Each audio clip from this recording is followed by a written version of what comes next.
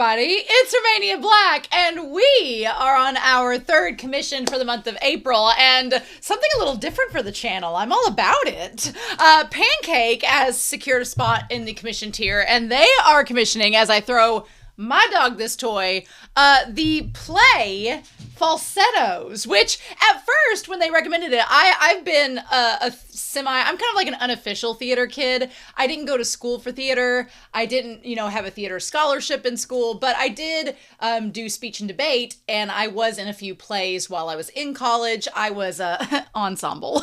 So because girl can't dance and cannot sing. So I was definitely ensemble, but I was in plays. I also love watching plays. I've been to New York a few times and I've seen a couple Broadway plays. I've been lucky enough to do that. So I like a good musical. I don't like a bad musical, but I like a good musical. So whenever Pancake commissioned Falsettos, I was like, okay. They asked if I had seen, I believe they'd asked about Wicked, and I have seen Wicked before. I've seen Hamilton.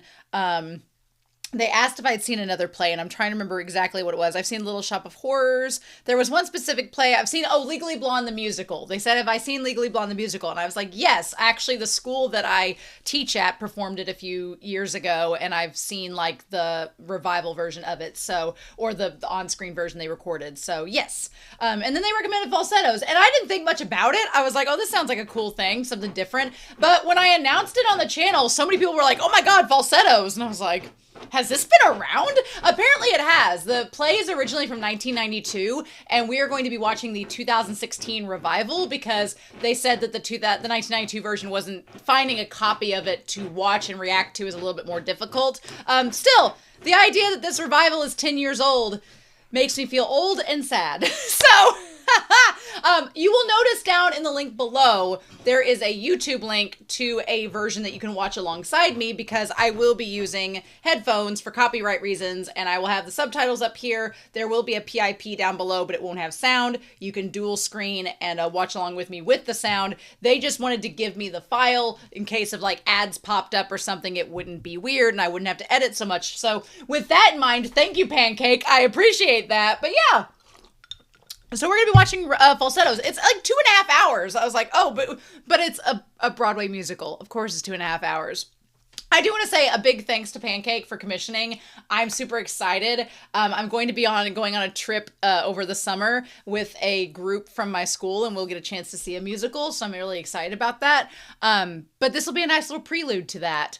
And also thank you to everyone over on Patreon. Thank you to everyone on the commission tier. I really appreciate it so much. Your support is so incredible, and I'm all about it. So thank you so much. But yeah, I've talked enough. I've spent almost 3 minutes diving into this introduction. We're going to be checking out Falsettos, watching it. I've got my dogs back from my trip. They have just gotten a bath this evening. They're probably going to be all over the place trying to get me throw toys. So please excuse them if they are ridiculous. But anyway, we're going to get this whole party started, and I'm excited to watch Falsettos with you all. So we're going to start this commission for my Patreon and for YouTube here in 3, 2, 1, and let's dive in.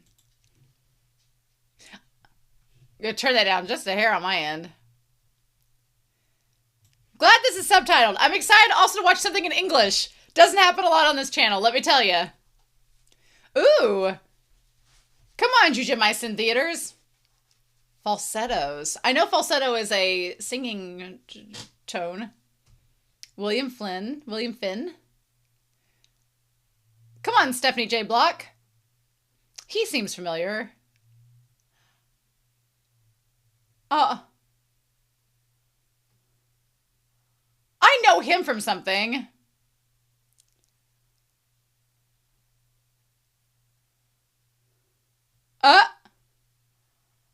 Hello. I'm excited. Is there going to be some BL in this? I will be very happy if there is. Okay, Act 1. New York, 1979, baby. Grungy City.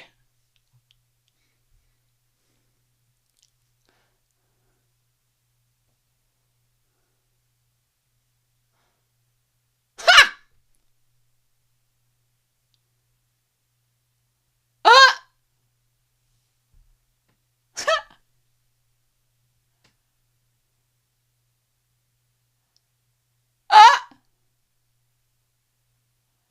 What a song to start with. Huh. This little kid saying bitching is hilarious.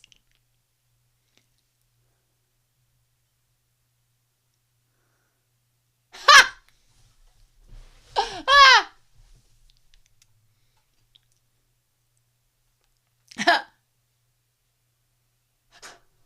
What?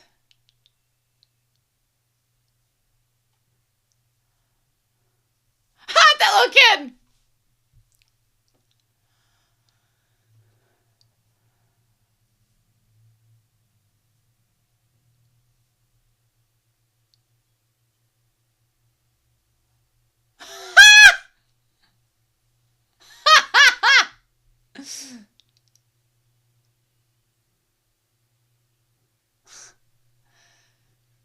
I love the woman just coming in randomly saying slavery. That's...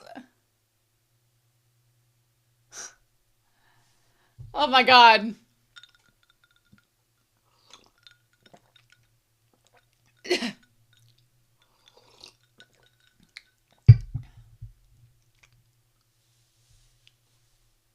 Ha!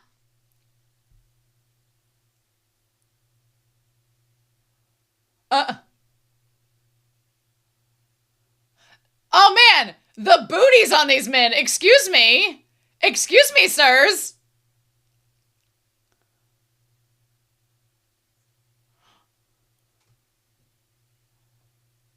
Oh, I love the set coming apart. Yes.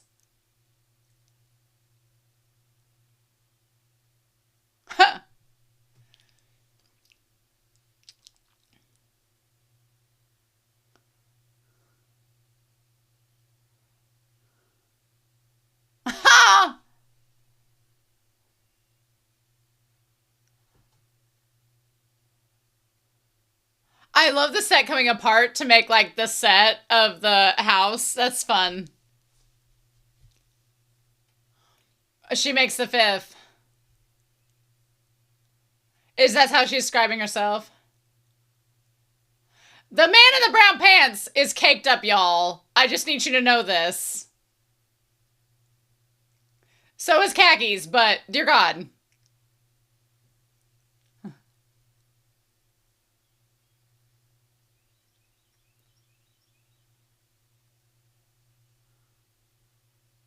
Aww. Aww.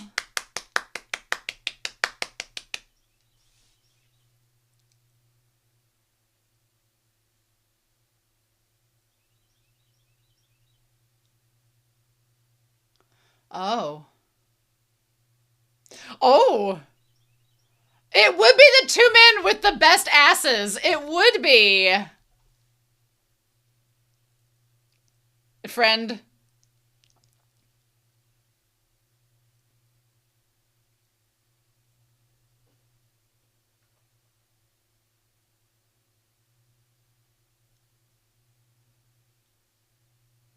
So is she going to meet the other guy?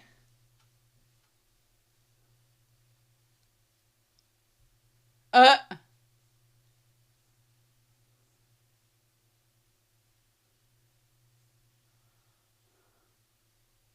She's so pretty.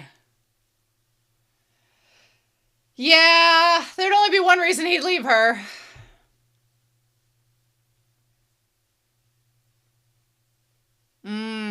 We went from friend to lover awfully quick there.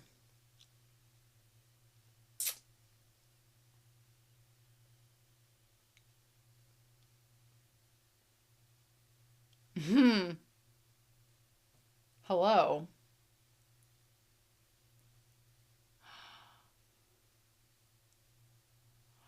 Oh, hello. Oh, is that gonna be her therapist? Is she gonna fall for her therapist?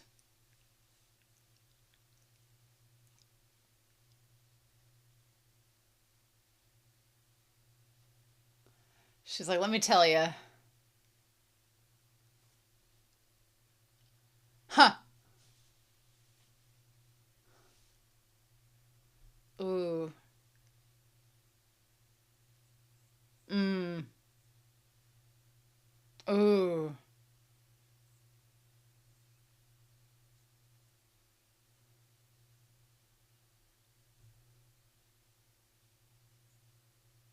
Oh. Oh. No.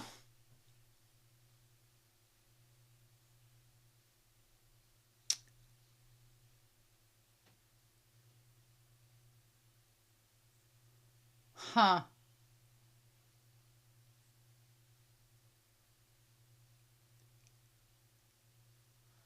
Oh, I like that. Ooh.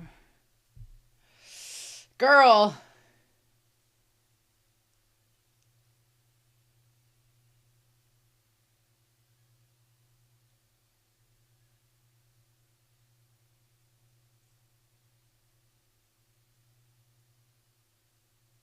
Andor valued me.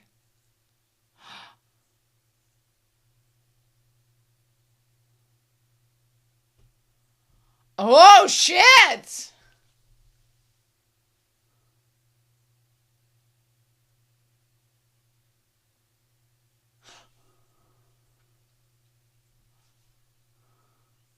Oh, my God. Ah! Like, these kind of diseases now, it's like, oh, we can treat that. 1979? A little bit more serious.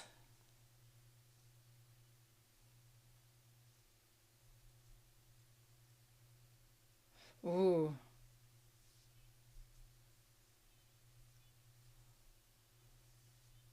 Oh. Oh, wow. I love him looking at that man. He has a type, though. Brown hair and brown eyes.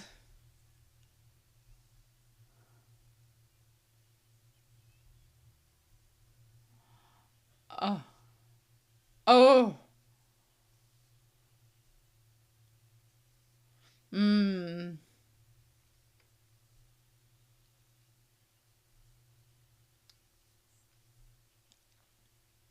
Oh.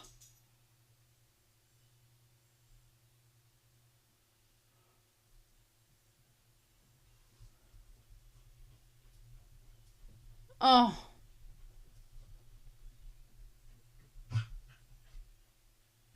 Damn. Okay, this man, he's been in stuff before. The guy with the dark brown pants. He's been in other things. I should know him from somewhere.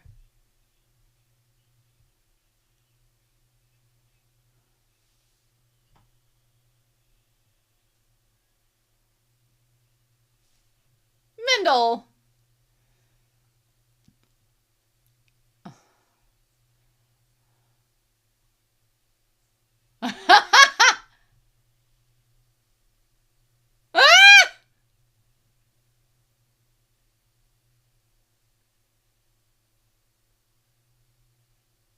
Hmm.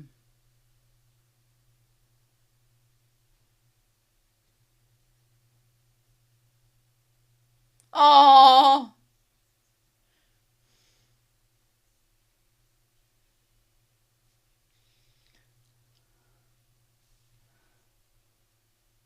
Ooh.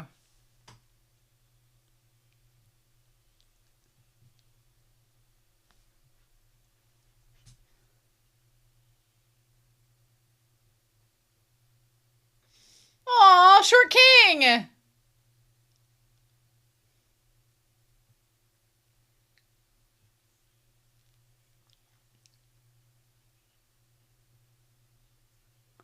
Oh. Ah! Mm.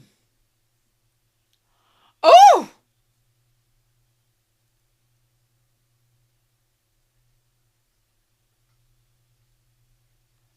Hmm.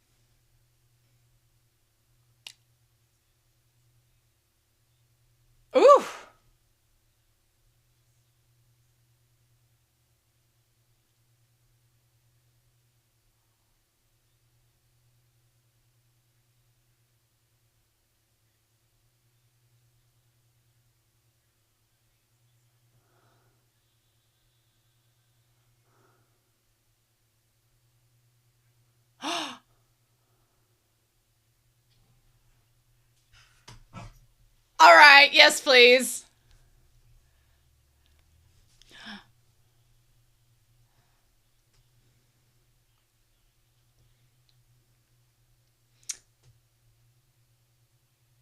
Oh, they're that couple.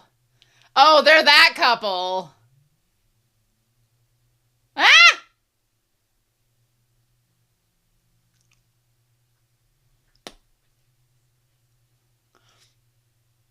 Ooh.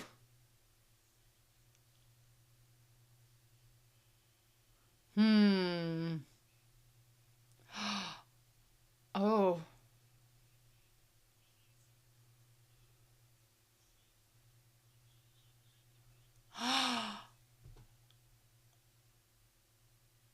Ooh.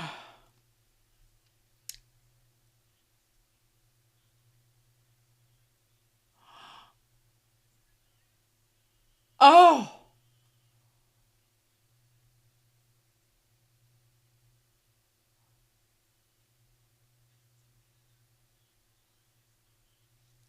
Ha!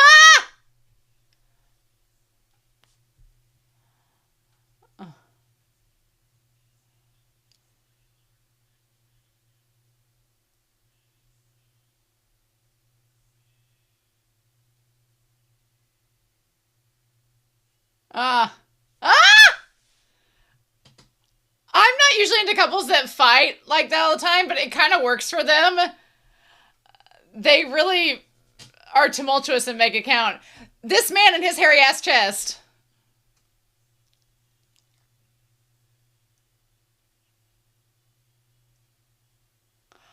Oh!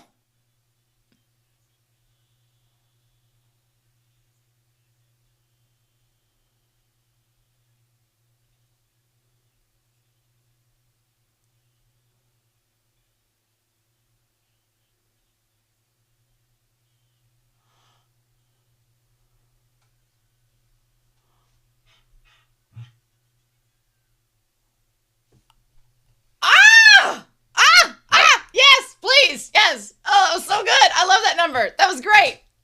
That was great. Oh, this poor cat had to see all that.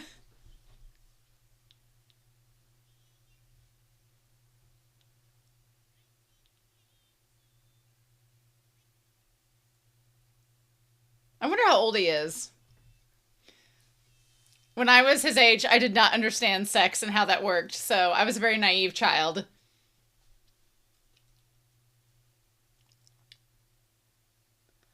Ah. I love the set is just this box.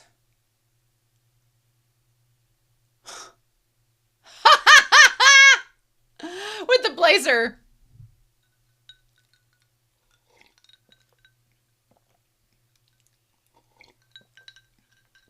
Mmm.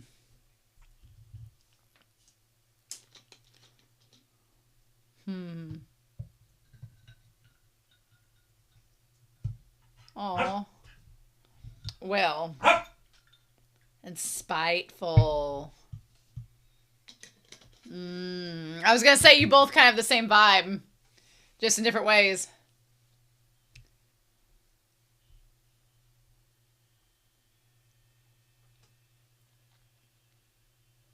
I like that he does that for his psychic. Also, Mendel should be like, can I also date your ex-wife now that you guys aren't together? Can that be a thing? Please.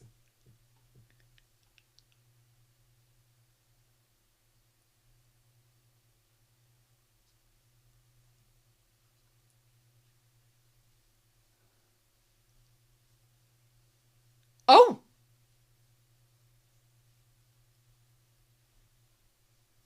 Oh!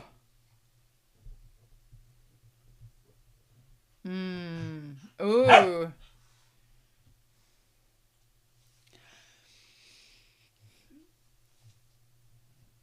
Heel.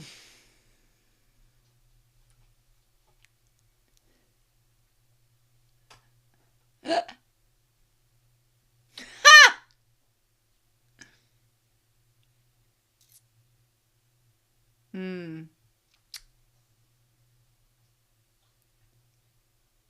Oh.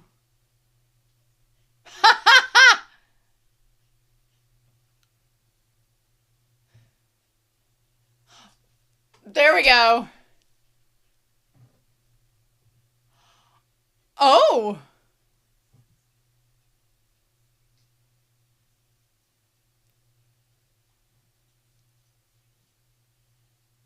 Ah. Hmm. I like that Marvin has like such a dad bod.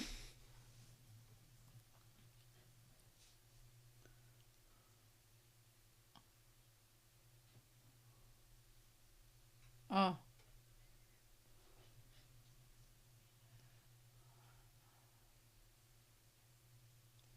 Is this like violating patient confidentiality?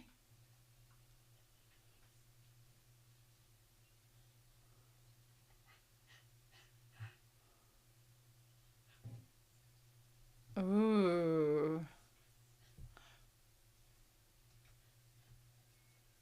Mmm.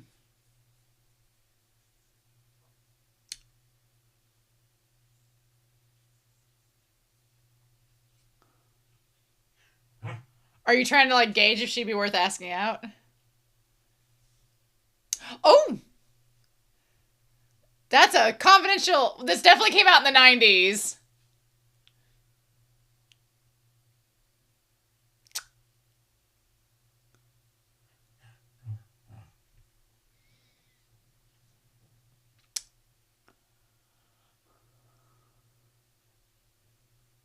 Oh, are you going to ask him? This was definitely out in the 90s.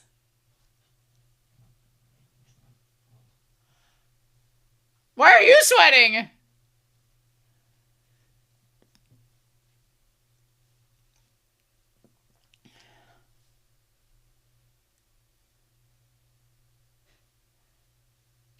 Ah!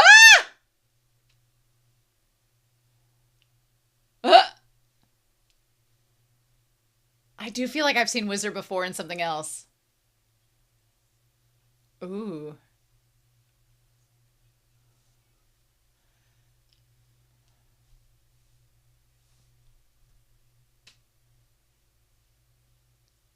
Mmm. Not me. Mmm.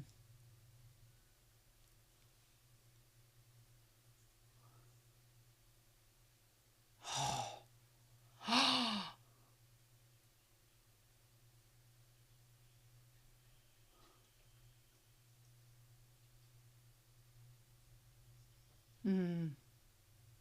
Mmm. Ah.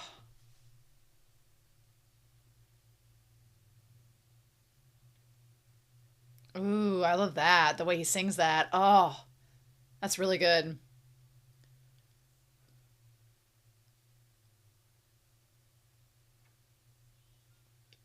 Oh. Okay.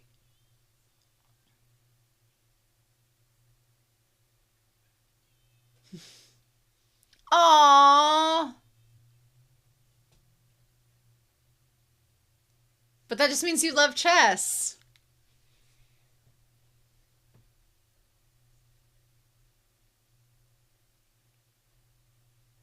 Hmm. You know what? Looking at back on this, Marvin is actually pretty handsome. It took me a second, but he.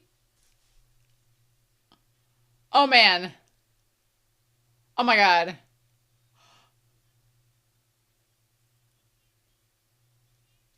Sometimes, if you had more kids, it's likelier that the brothers would be, but.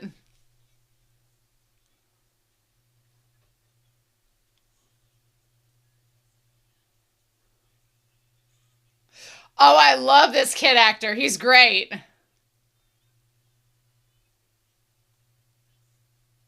Oh.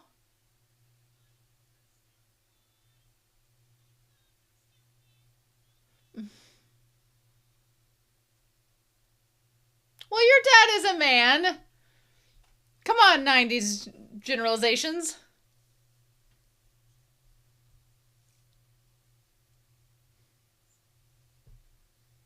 I like they found this kid and he looks kind of like her, but he has his dad's hair.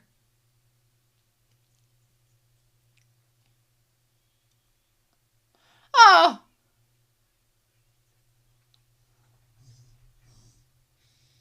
Ooh. Oh, I know, sweetheart. And this is the 70s too when it's supposed to be taking place. So how people viewed queer folks in American media is probably similar to this, unfortunately.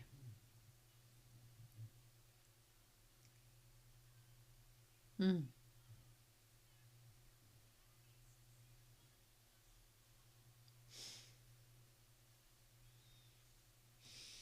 And the fact that she's like, oh my God.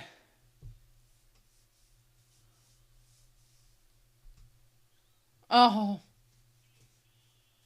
See a psychiatrist!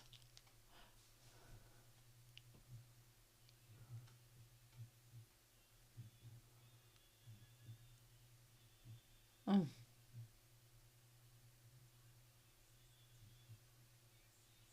Mm.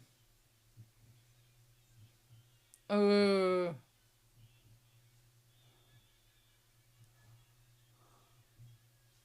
Oh. Mm. Oh. Ah.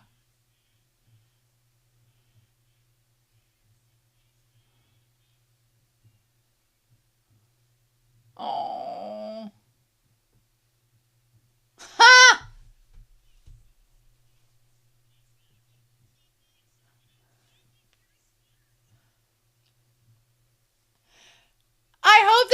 I hope that Mendel plays chess with him. Oh. Get thee to a psychiatrist! Is this what Jason Segel based that one scene in Forgetting Sarah Marshall on? Go see a psychiatrist. I won't go. I'm not going. Oh.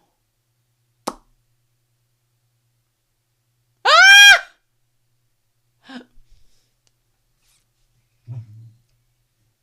Hi. Ah!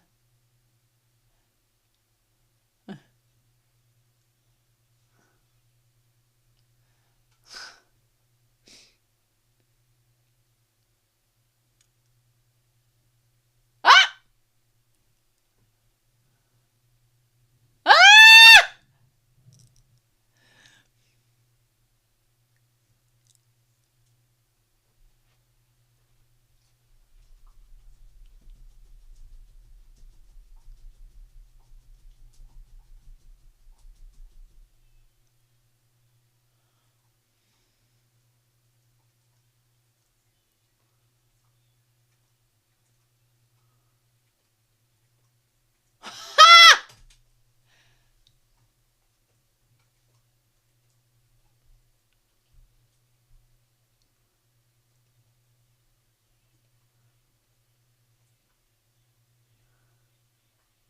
Uh, I love that he always has that top button undone, like just easy access.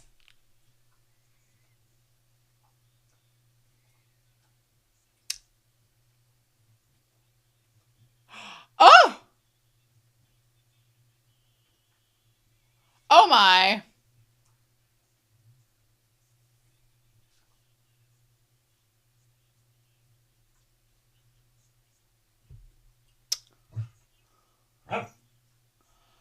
Oh.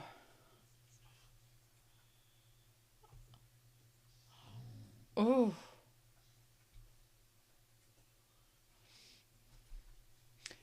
I feel like Marvin is the common denominator.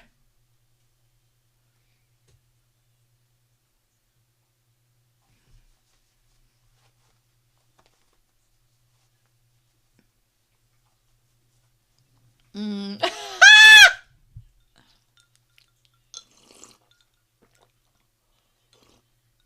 Mm. Uh.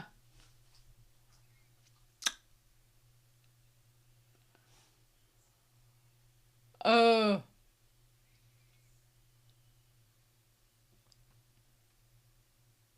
Ooh. Ooh. Ooh.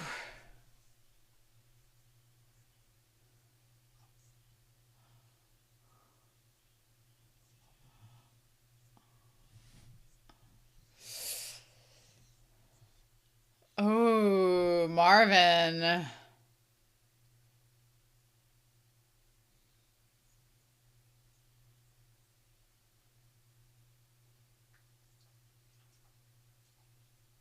Oh.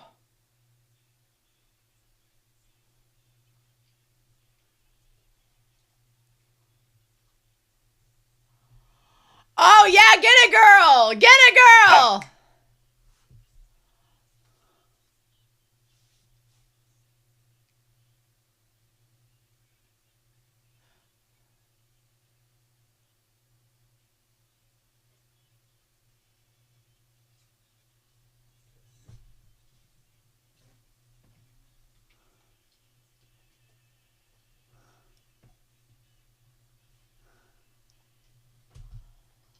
Ah, yeah. That was great. Marvin's kind of a jerk. I feel for Wizard and for Trina. And for Jason. Bless his heart. This kid. I also am so in love with how minimal this set is. I love like a set that moves and comes apart. It reminds me of Sweeney Todd's set. I love it.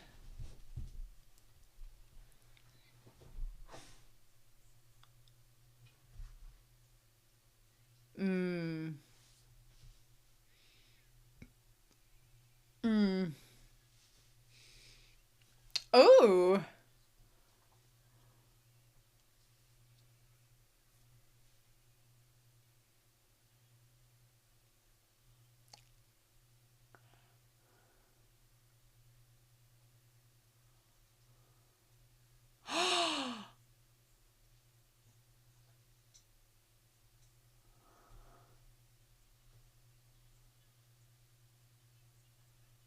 Oh.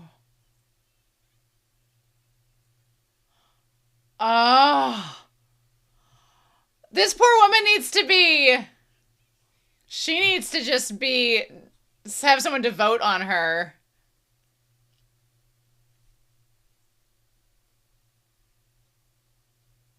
She needs some love, y'all. She needs a man to dote on her. And not be Marvin.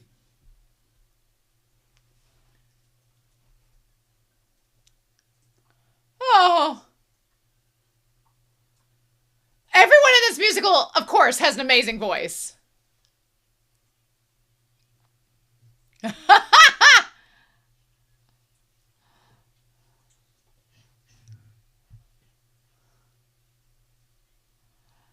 Oh, it would be a banana and a carrot. Ah! Oh, man.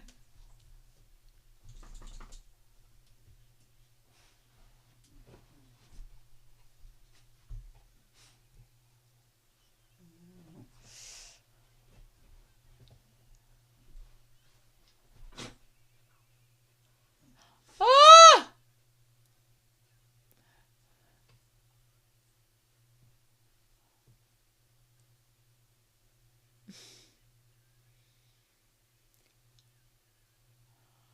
Oh. Mm. Mm-hmm. Ah! Oh my god! The carrot!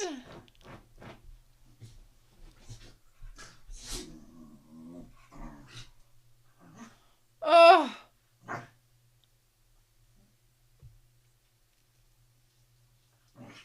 Oh.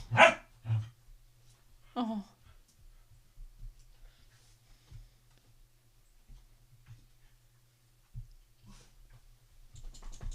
Oh, yeah! Get with Mendel! Mendel seems like a good guy.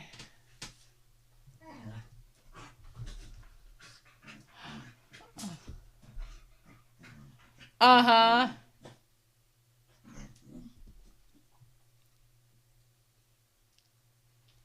Man, this kid really learned the birds and the bees in this play, didn't he?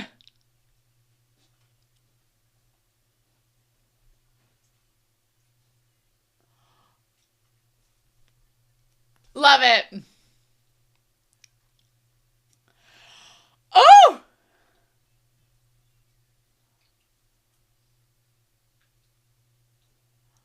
Oh.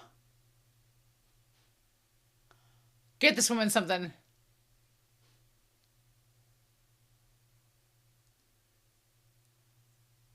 Oh. Oh!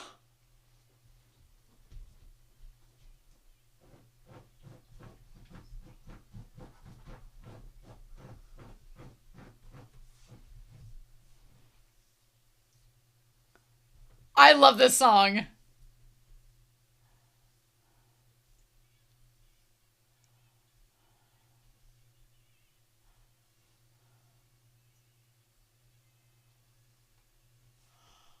Oh, girl!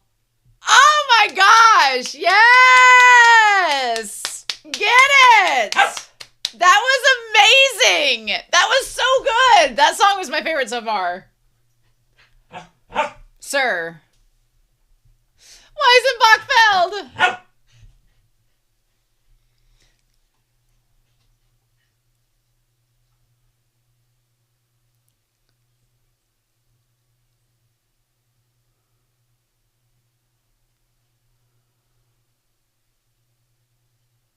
Oh, sure, yes, exorcisms, of course. Ooh.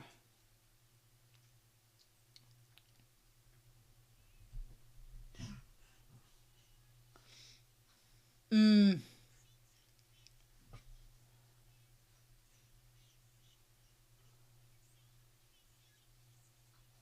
Ha!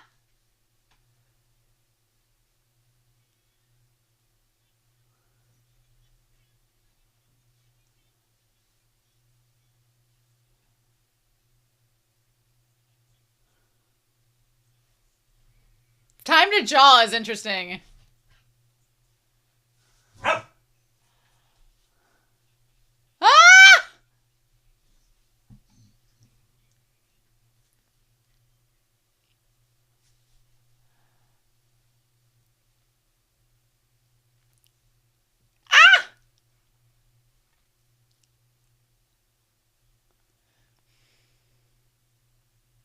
Ah!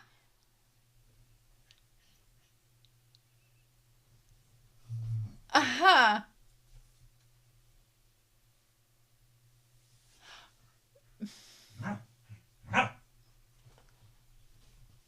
My dog is like barking at my feet.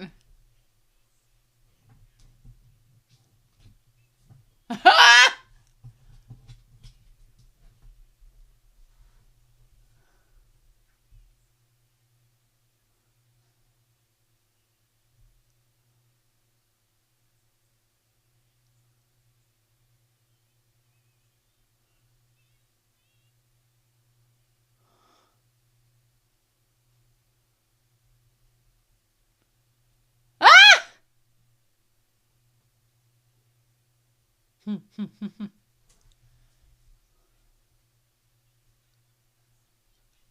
Oh my god.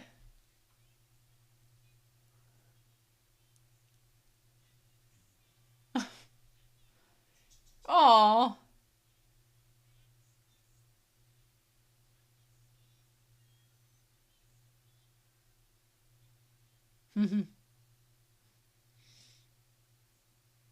Oh.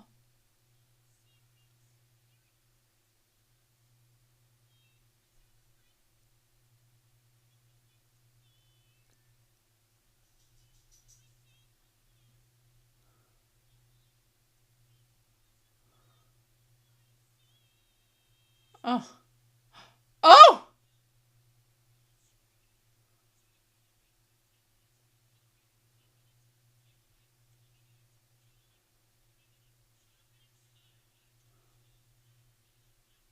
Ha!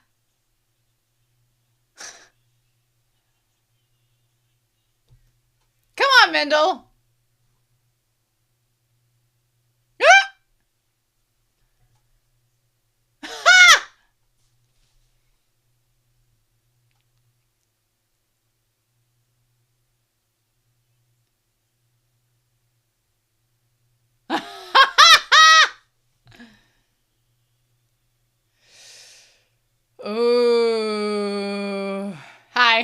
like, hey.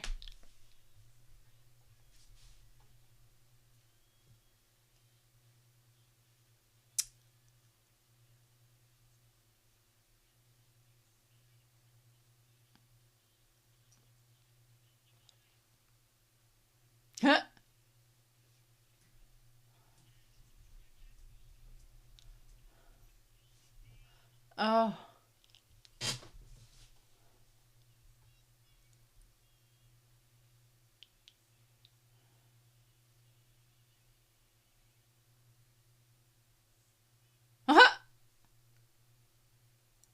Hmm. Aw.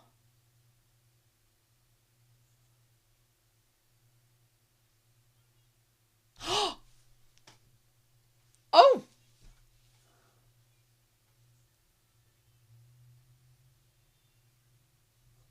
Man, ready to hook that mom up.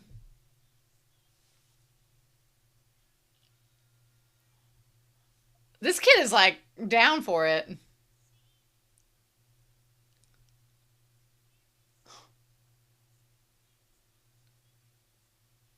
Oh my god. Ah!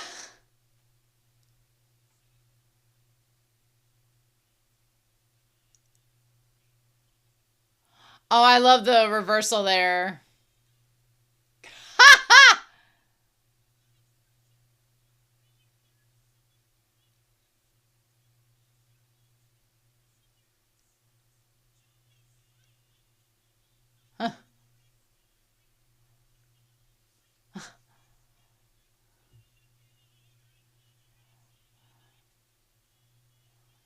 Oh, oh, that's cute.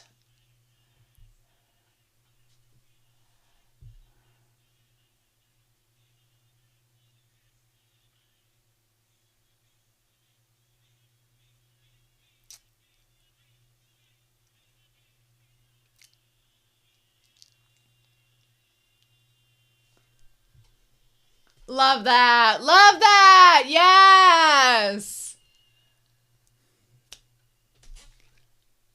Oh my gosh.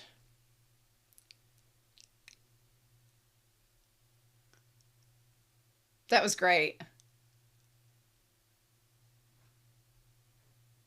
Hmm.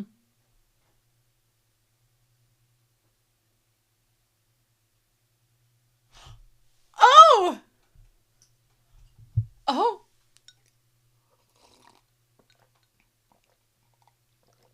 Oh wow. I thought he was going to act it out. Not see this.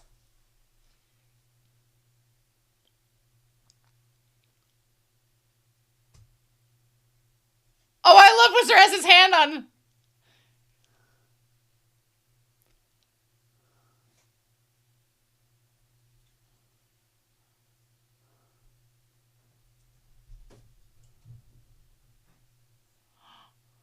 Oh.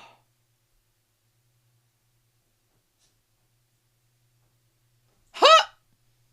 And she's like, what?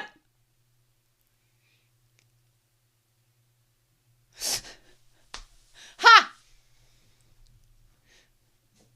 Ha! Biblical times. Yeah.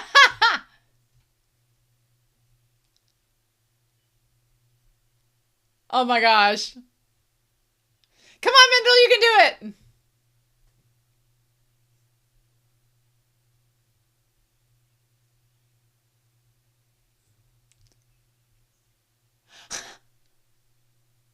Oh.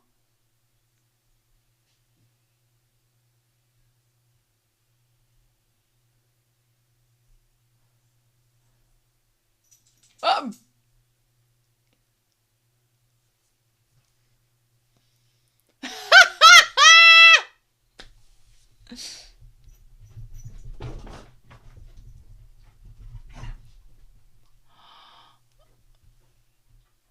Oh, Mendel. Oh.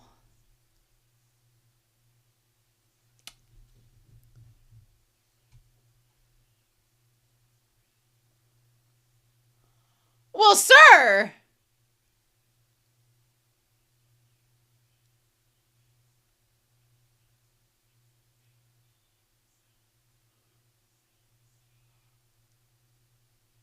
Dude, you left her.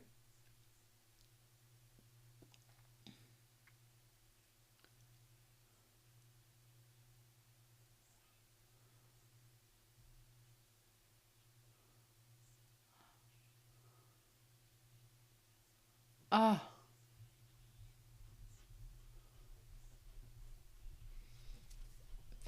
You left her for a whizzer!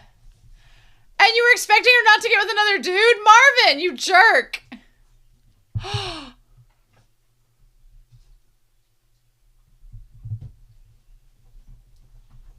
Oh! I love it. Yes. Oh my gosh. My dog. Oh!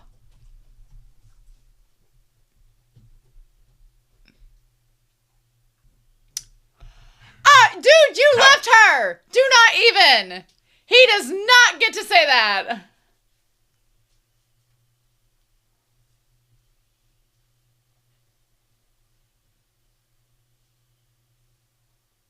Ah! Marvin, you jerk. Let her be with Mendel. Don't put Trina in a corner.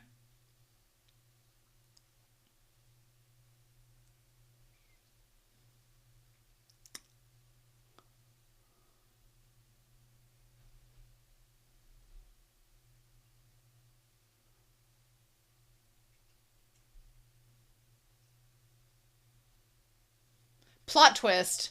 She meets a woman in the second act.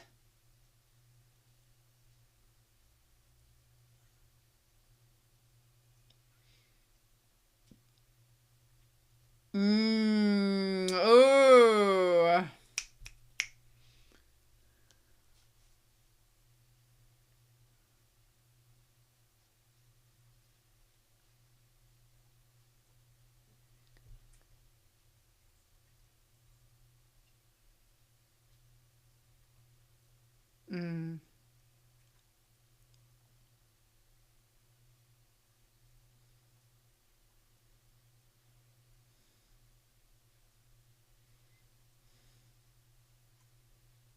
Mm. Oh, girl. Trina has the best songs. Her songs are amazing in this.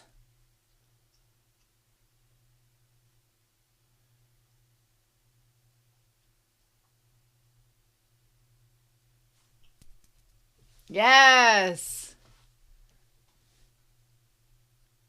I like that we go back to the opening song where she talks about slavery, that these men just like do whatever they want, and she's like has all these roles and responsibilities that she's tied down by these societal norms. Girl. And she's just like festering and bubbling up from beneath it.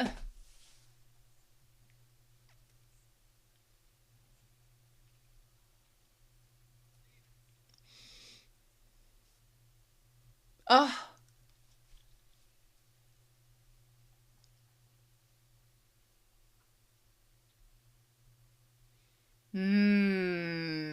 Damn, girl.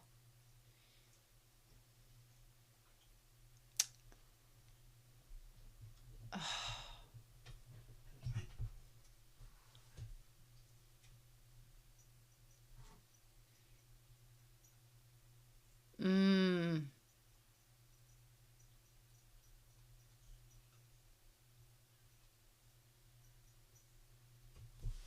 Oh, girl.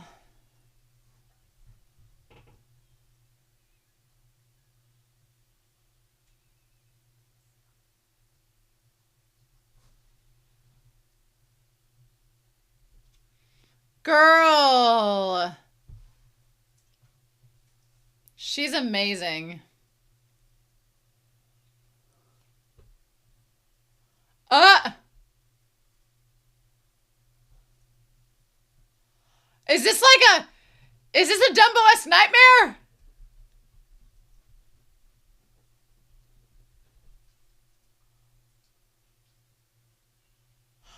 What is this nightmare fuel?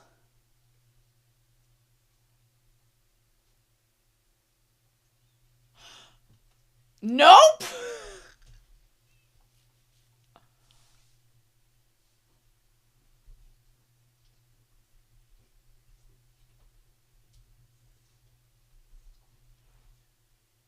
What is this?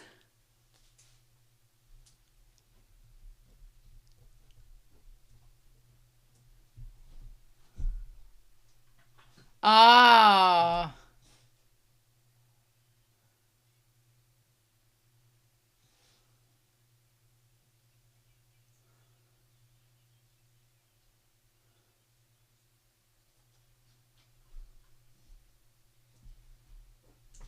Oh.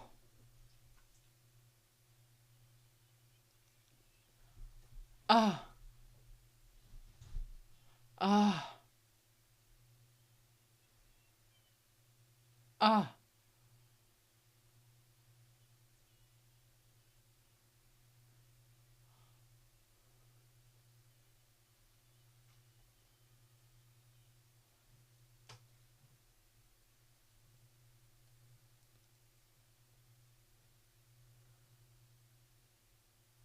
Mmm. Ha!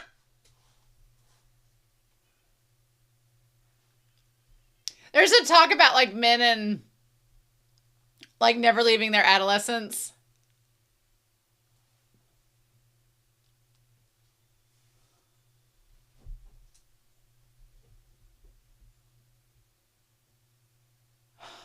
That was crazy. Also, just for her to do this costume change, she looks amazing. She looks great.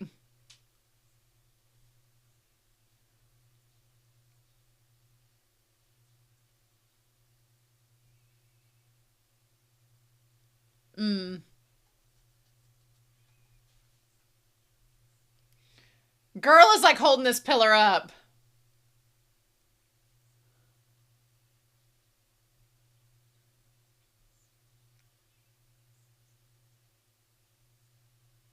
That's right, girl.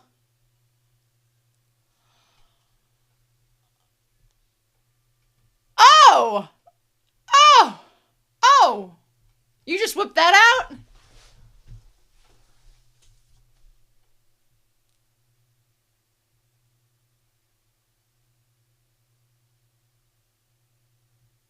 Ha! Nice.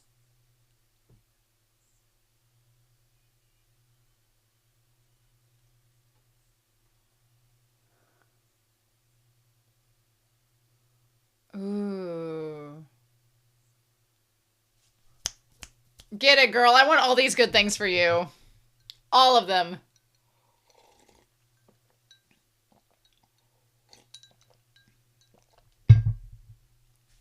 Yes. Y'all, I had no clue where the story was going, being called Falsettos. No idea. And it has gone 1,000 ways I did not expect it to. Let the cake up men play chess. Ooh. Ooh.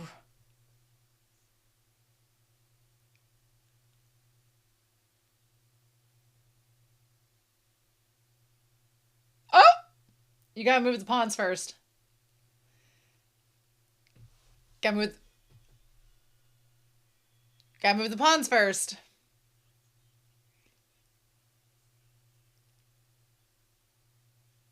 Ooh.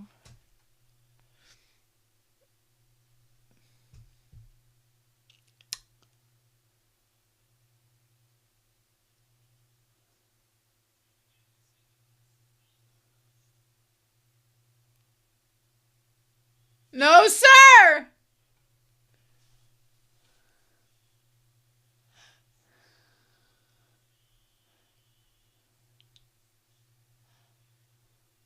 Hmm.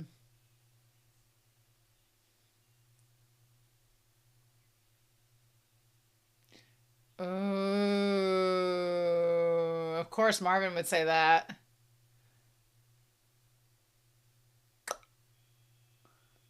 Nothing is everything to Wizard is interesting. Mm. Oh, damn. So Wizard just wants sex and money, and Marvin is a control freak. Mm. Ah!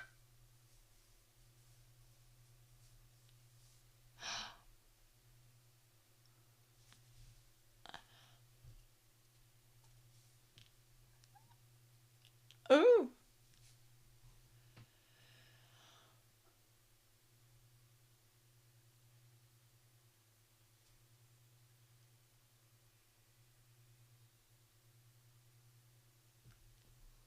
Mm.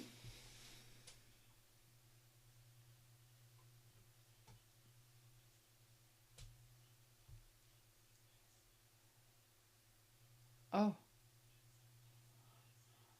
Uh. Ah!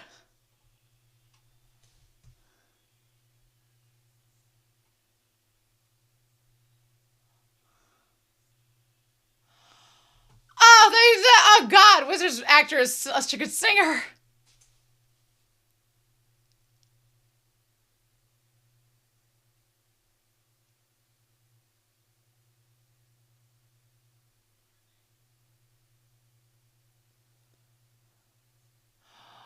Oh. Oh.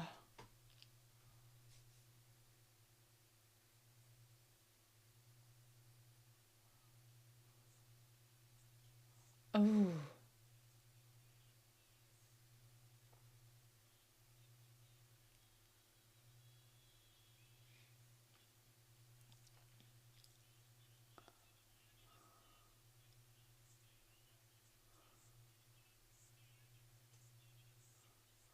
Oh.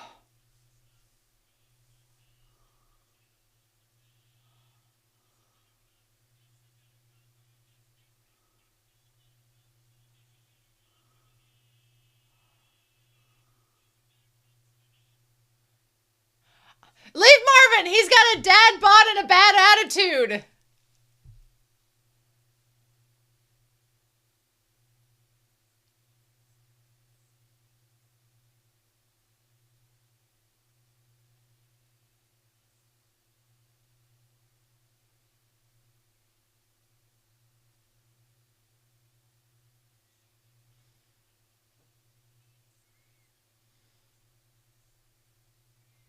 Hmm. Hmm. I like the way that they're moving the room around with the set to like make the scene.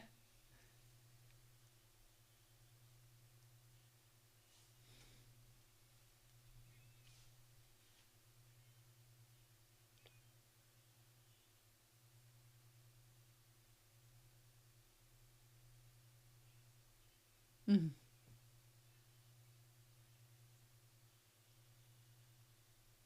Huh. Huh. Huh. I love the way that they sing while moving the set.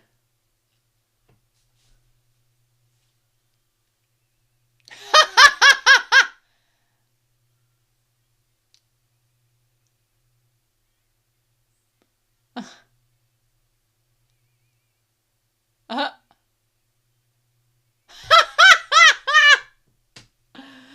ah, oh my God. They're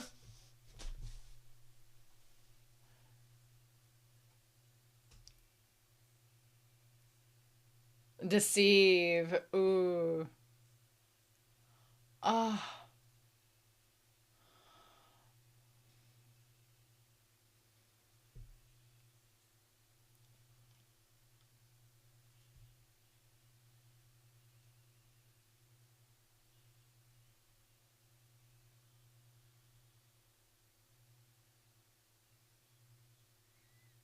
Oh. Oh.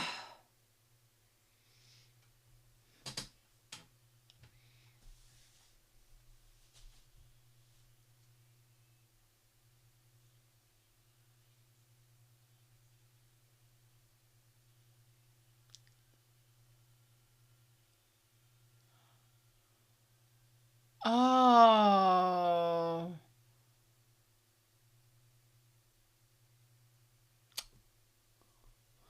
Oh. I kind of feel for Wizard a little bit.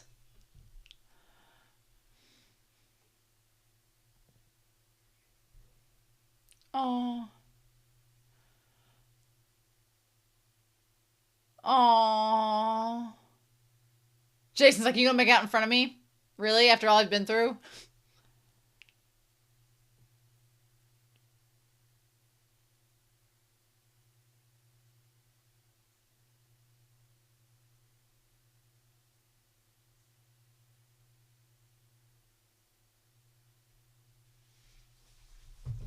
Mm. I mean, Wizard and Marvin are like, they are a BL couple for sure. I have read yaoi with couples like them. Mm.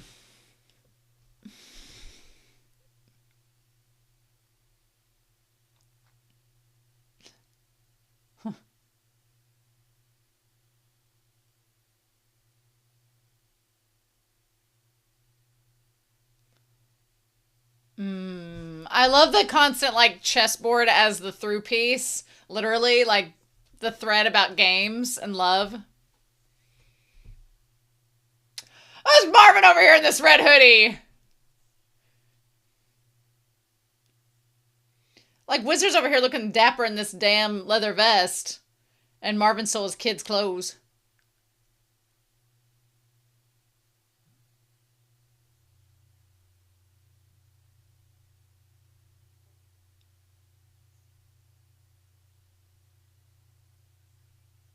Huh.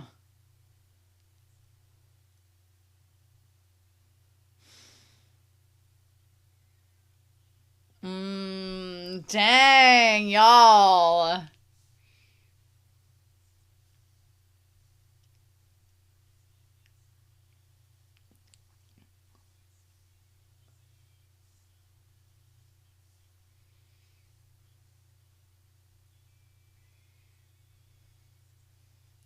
Oh, his voice is so damn good!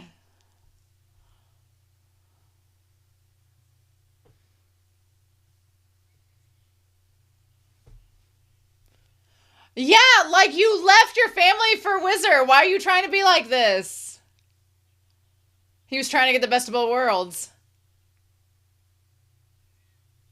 Oh.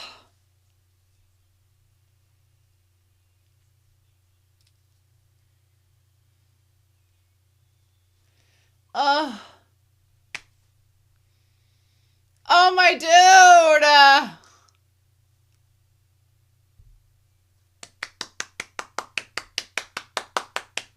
Yes, please.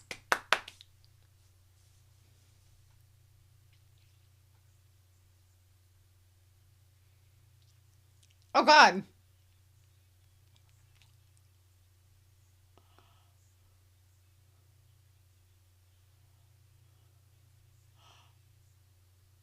Oh.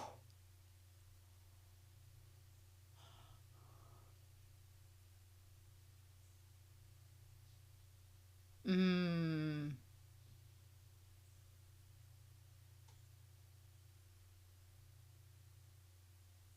A maniac.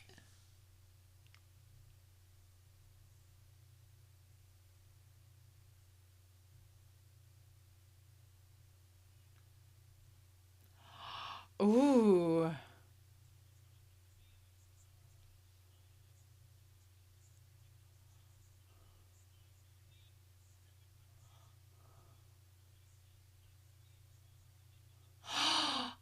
Oh.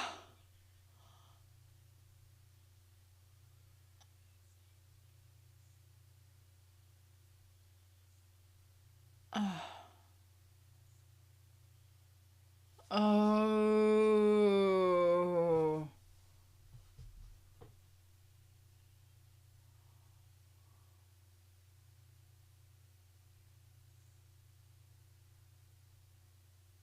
Mmm.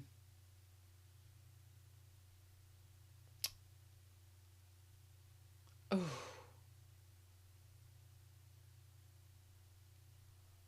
Oh,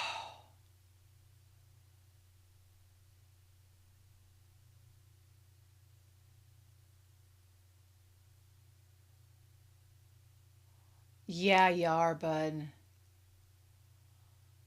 Oh, oh my gosh.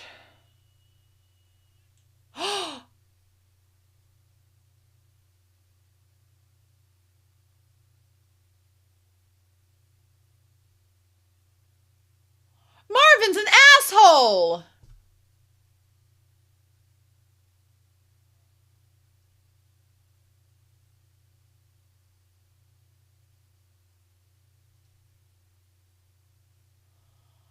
Oh,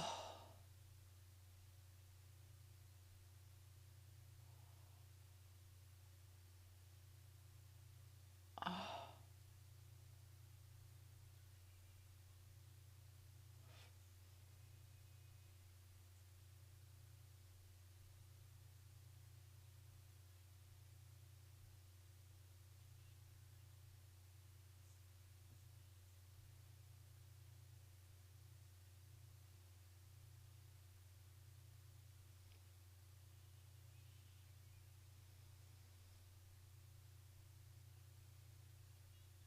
oh, Jason.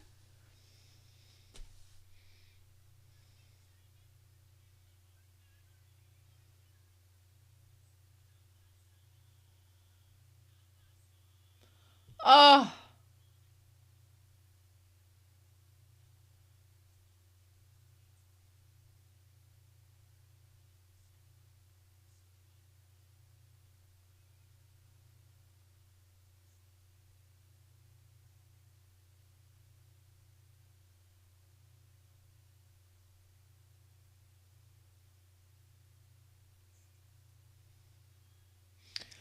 oh my gosh.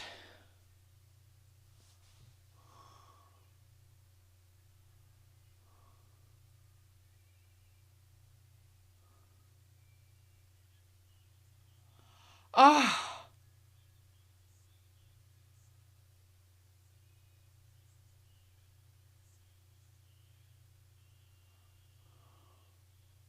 oh my gosh.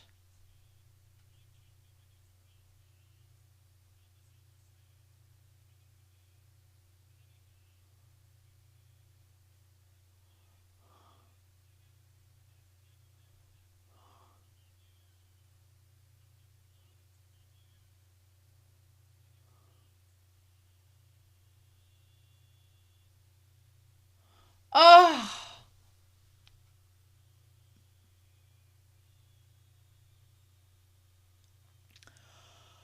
why is it gotta be so complicated? Why is it gotta be so complex? Ah, ah, ah. Oh my gosh.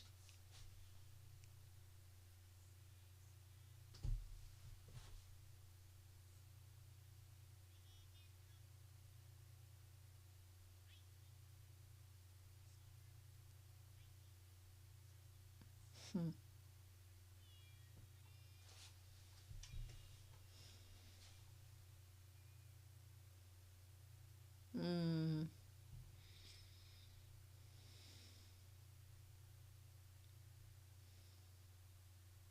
Oh.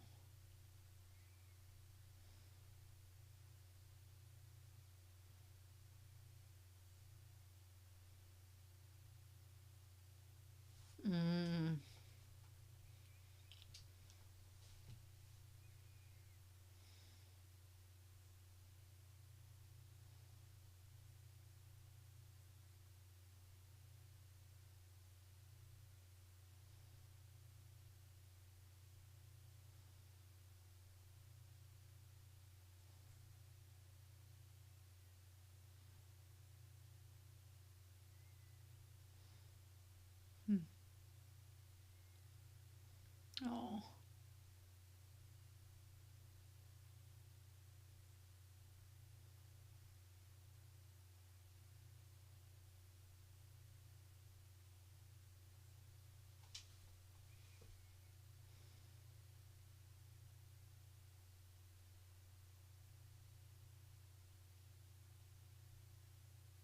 Hmm.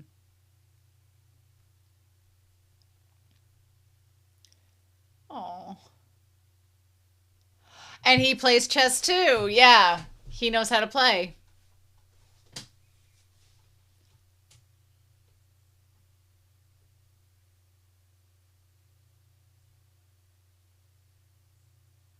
Hmm.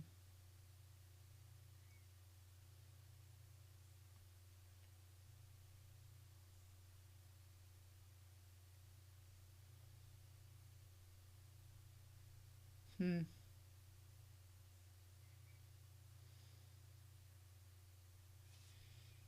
Hmm.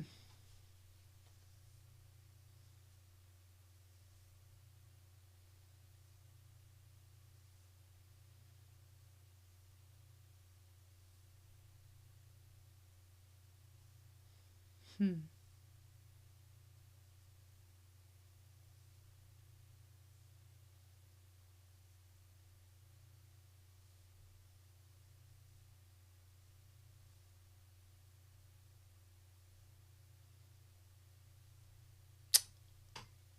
Oh.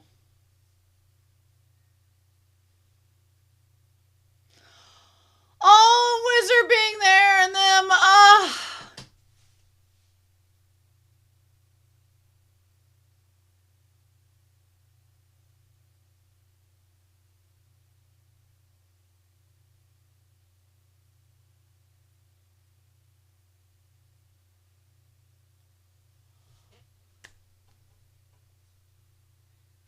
Oh.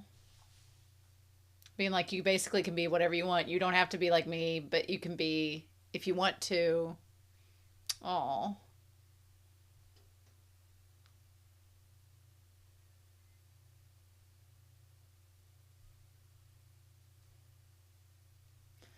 Marvin's character is so frustrating at times, but then he sings stuff like this, and you can kind of see why people would be magnetized towards him.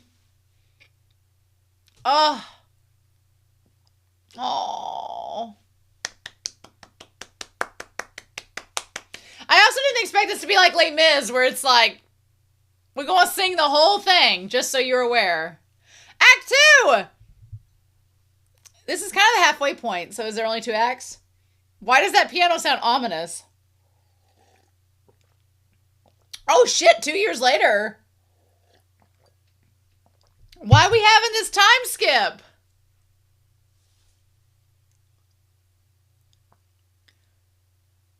Why are they working for the TSA now?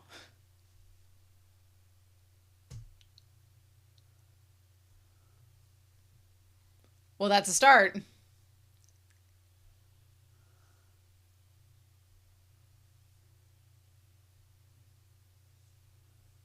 Ha! Oh. Ha ha! So he's basically referring to people in the audience. So this is after the intermission?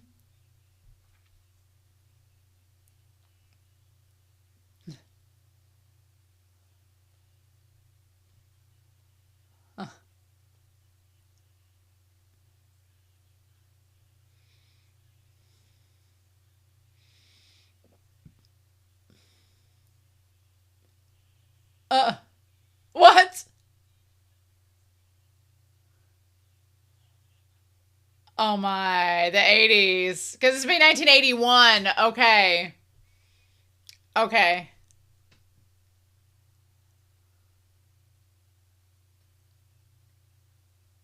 Oh. Ha!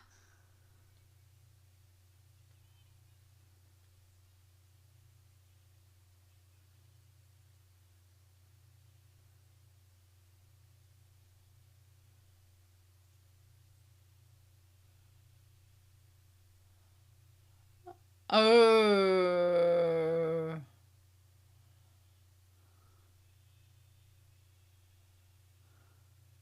Uh.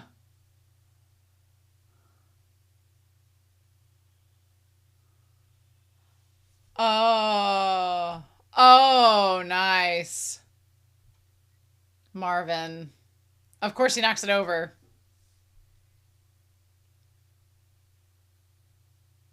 And is she his psychiatrist now?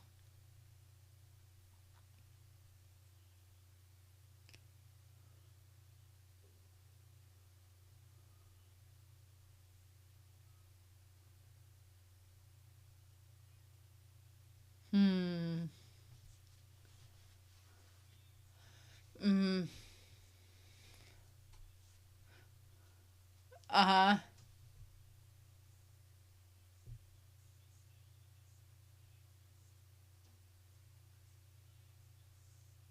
Ha!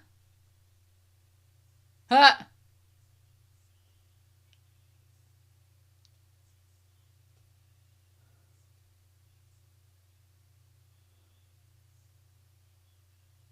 Mm. Ha! Oh man.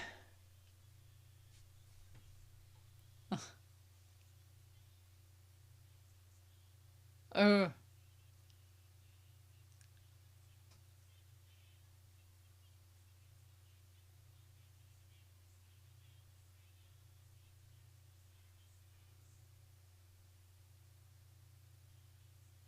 All right.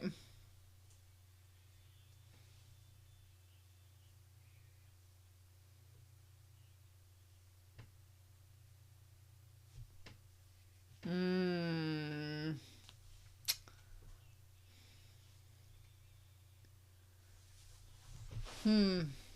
Ha! Oh, so like it was 10 when this started. So him and Trina had been married for 10 years before, at least before all this. Mm. Well, yeah, this is the early 80s.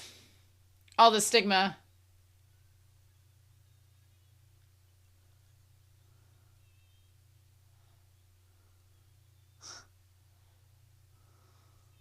Huh, huh,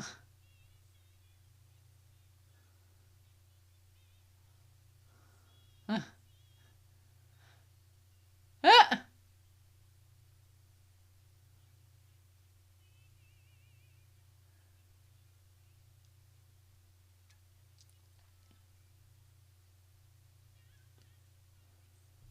Mm. Ah! Ha!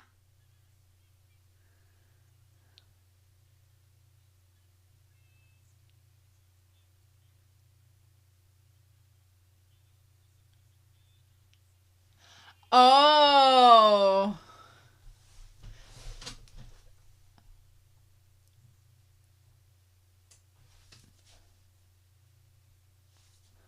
Uh-huh.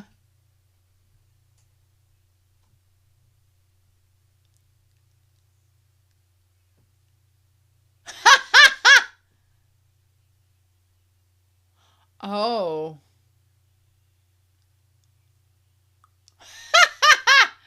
It is dancing.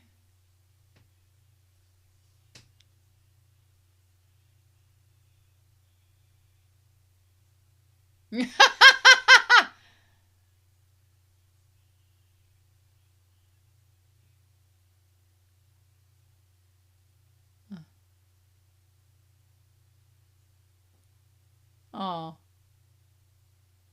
Hmm. Hour, yeah. Uh.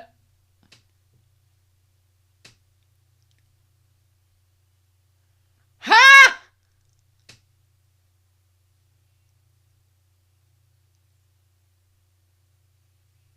Ah!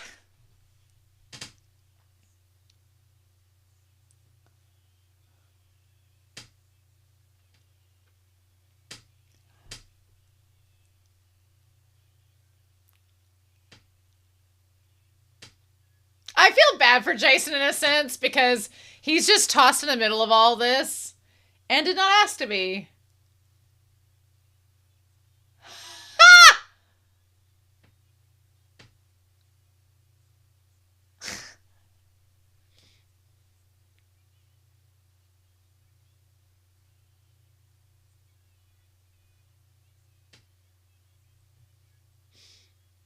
Oh. Ha! I love her already. Uh.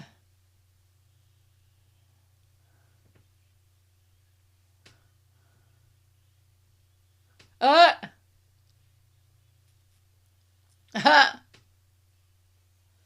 Yeah, I just feel like all this is going on centered around Jason, and Jason just wants to be loved and have a decent childhood.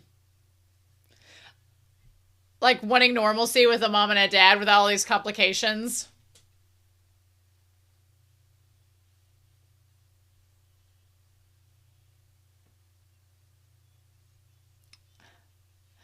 Ah!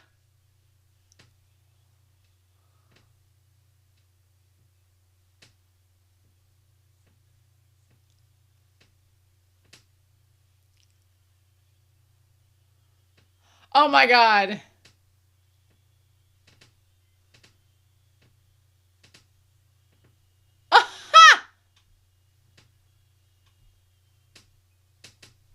Nice! Yay! What about Wizard though?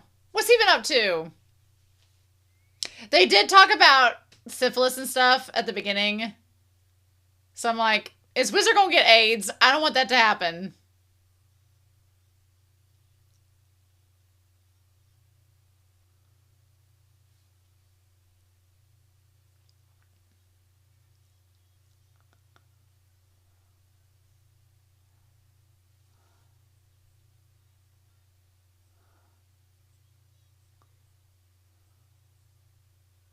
Ah!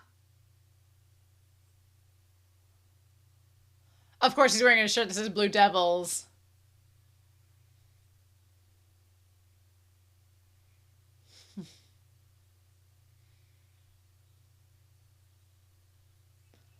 Oh.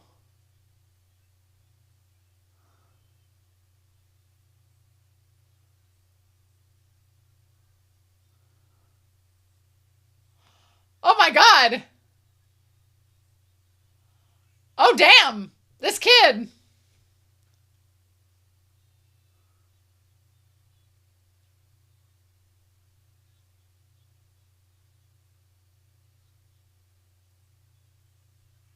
Oh.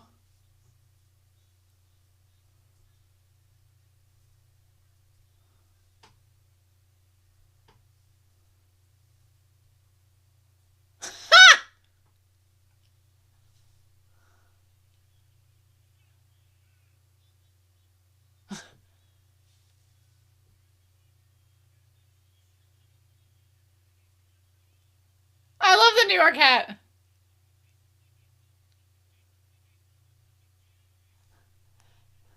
Ha! Ah!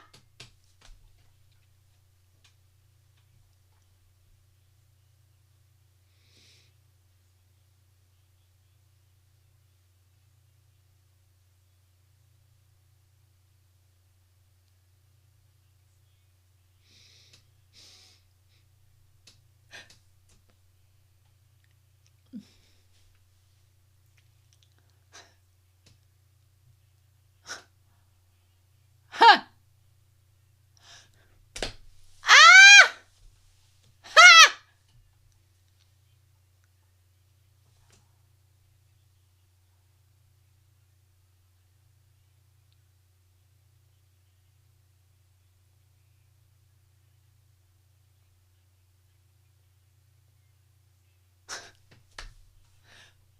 Oh my god.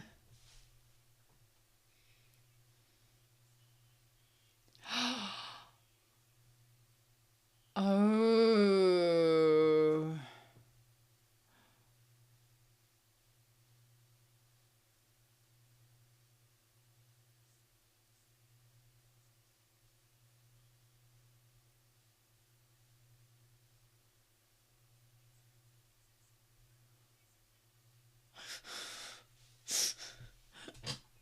Ah!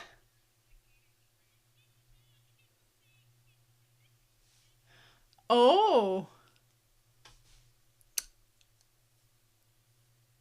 Oh. Oh. Ha!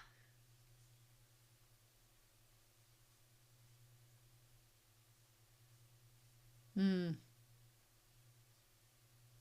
Ha!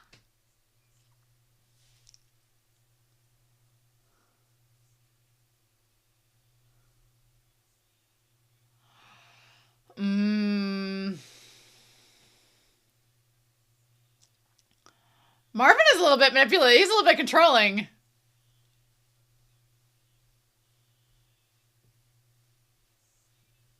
Ooh.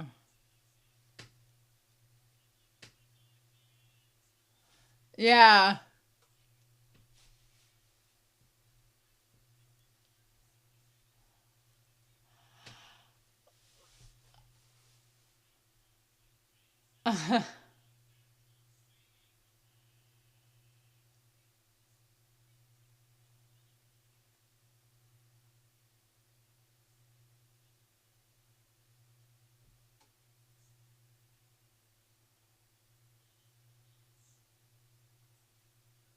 Huh?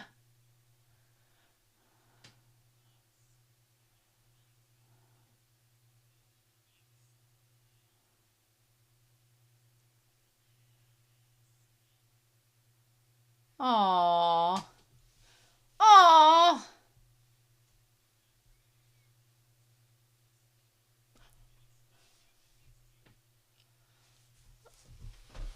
Yes. Mm.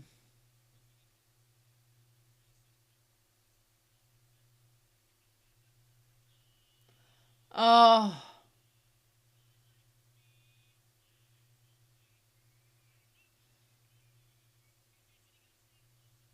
Mm. Oh.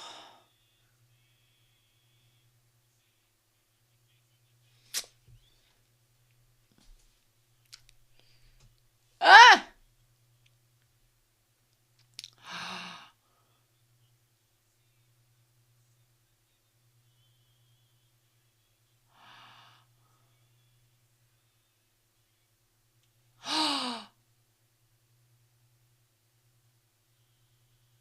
Ah!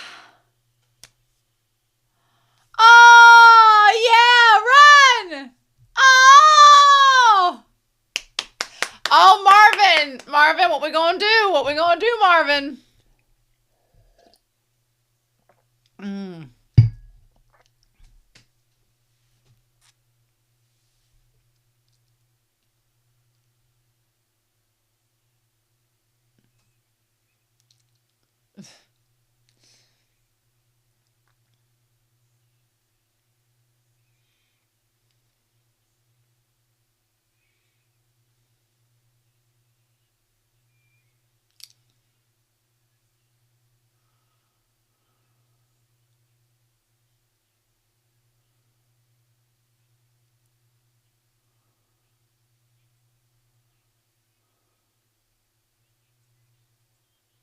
Oh. Oh.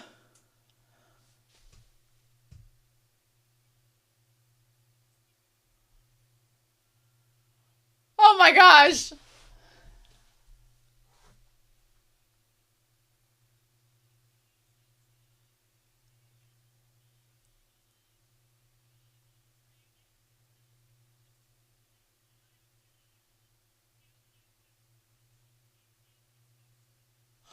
Oh my god.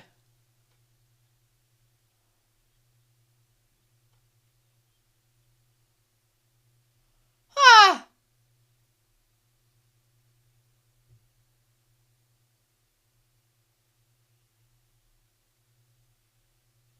Mm.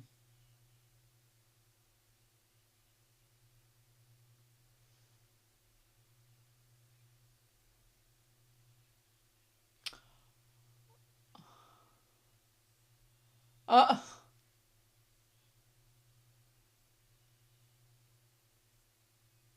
Mm.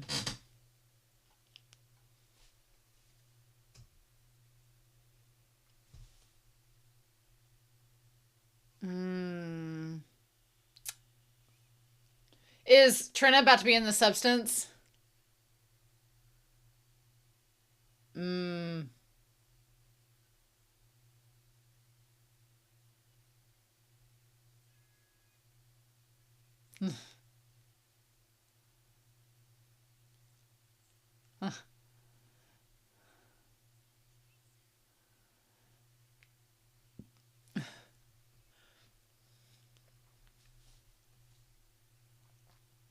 Oh, she's great.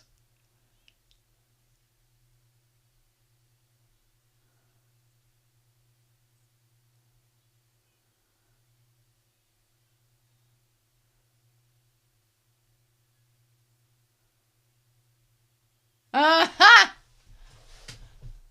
Aw. Yeah, aw. Ah! Oh my god.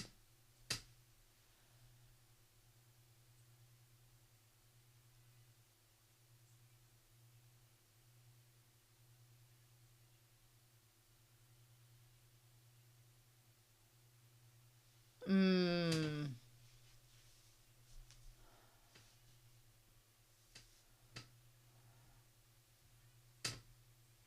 Mm.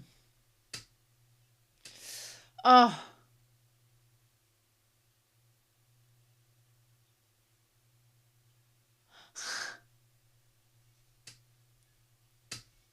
Mm, aw.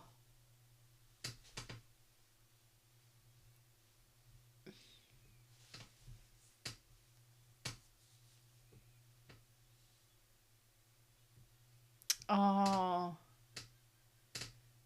Oh. Yay! Oh my god. Mm. Huh!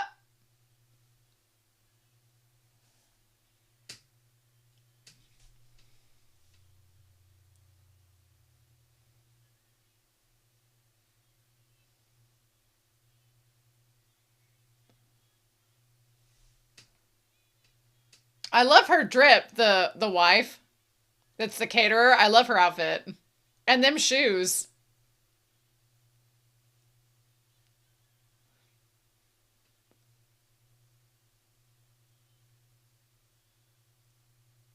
Aw.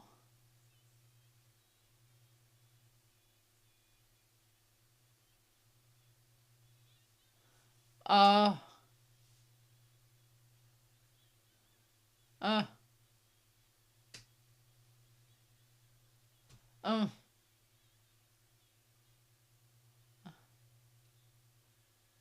Mm. Ooh. Oh. Oh, damn. That's why they caked up, because they had to wear these shorts.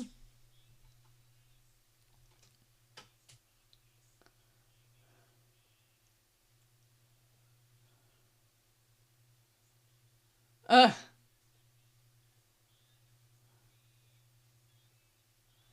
Oh.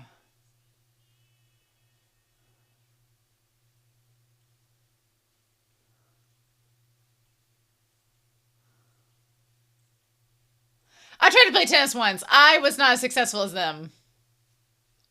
Oh! Damn.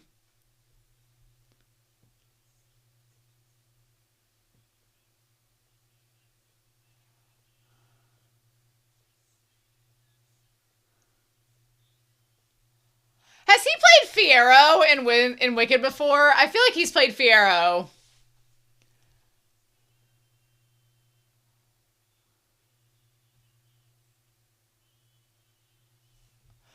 Oh.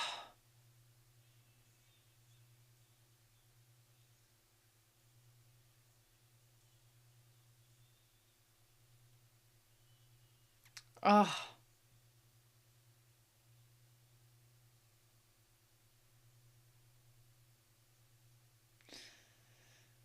Oh.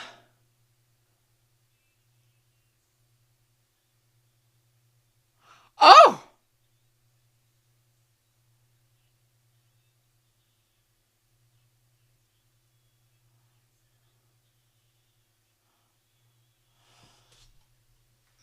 I would be like all about Wizard, just saying.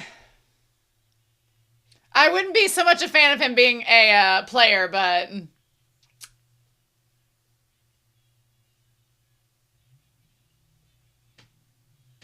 ah,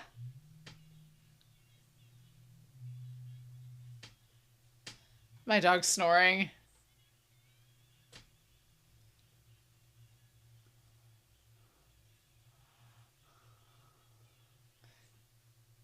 Yeah, that seems rather ominous. Everything's gonna be all right when we still have like, 50 minutes of the show left.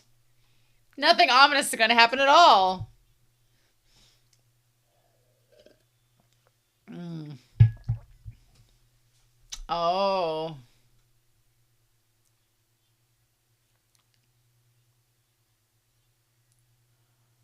Oh. Mm.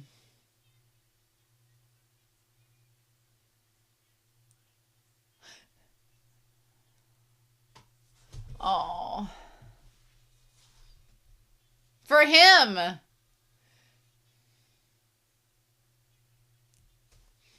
Oh. Oh. Poor Jason.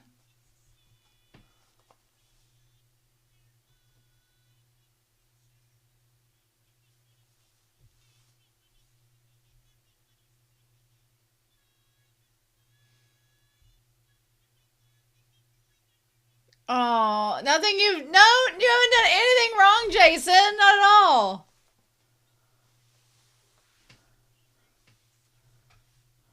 Oh.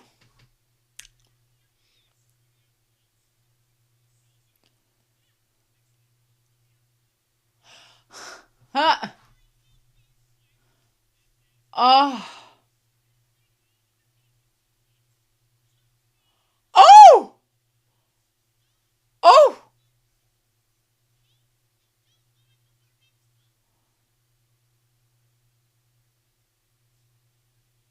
Huh.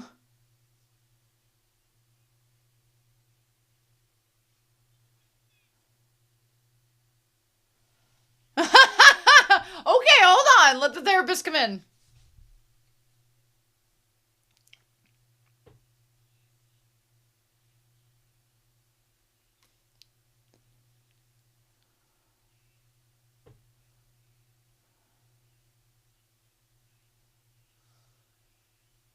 Ha! Ah!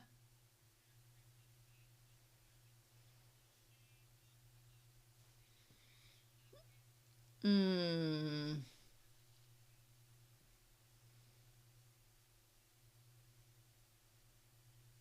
Ooh, I like the hate less part.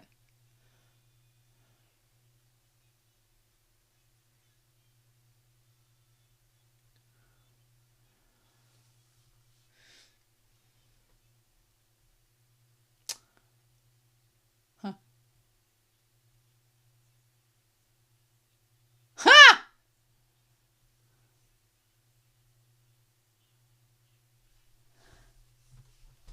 Ha! Uh,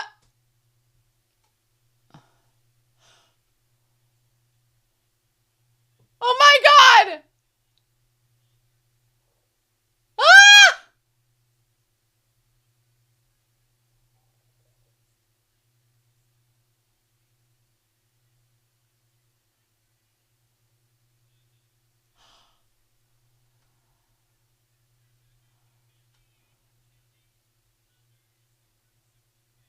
Oh my god! Yeah, right? Thank you, Mendel. Oh my god.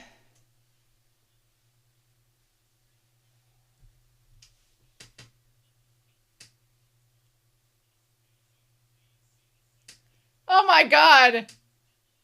I'm a psychiatrist, yes!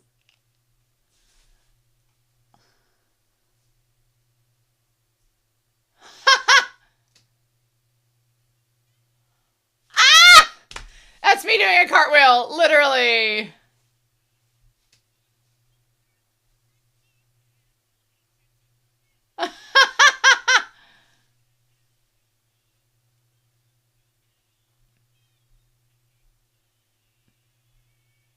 Aww. Aww. Oh shoot! He actually did! Wow, okay. Damn! Come on, gymnastics!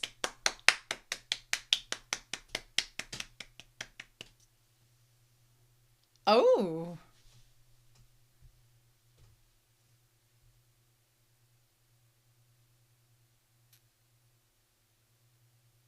Hmm.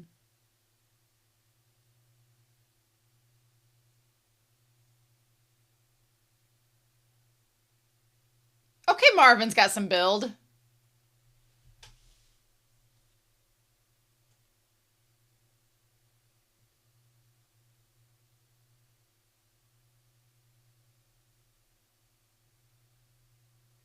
Hmm.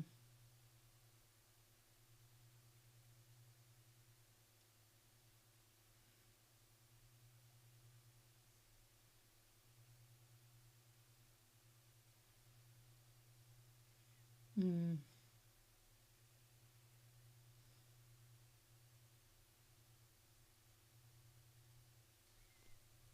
Oh.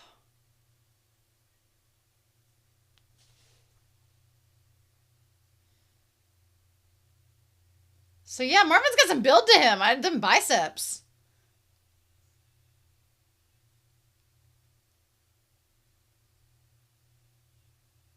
Hmm.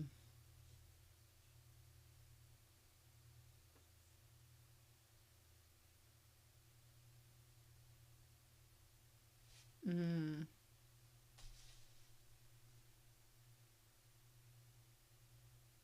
Hmm. I can see why they fell for Marvin. It's like he's such a jerk, but then you see like the human side of him, and you're like, yeah, I see it now. Mm.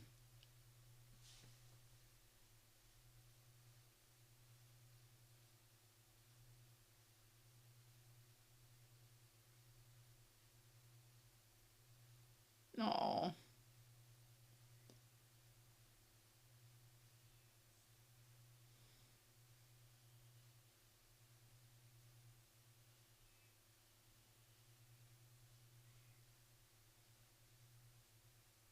Hmm.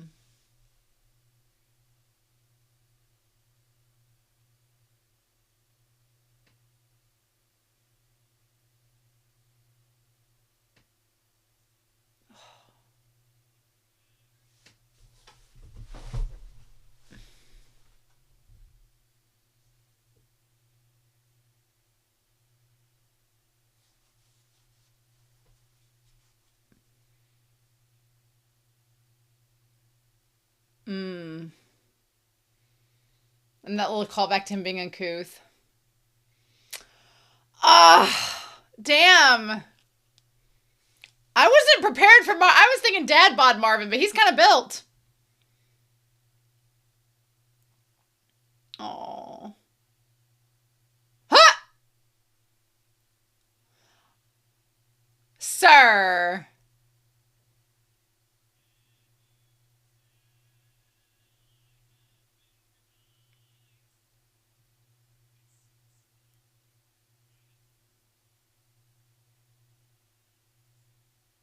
Oh.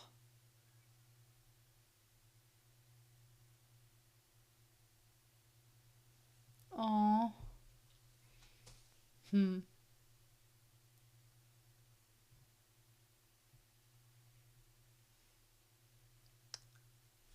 Oh.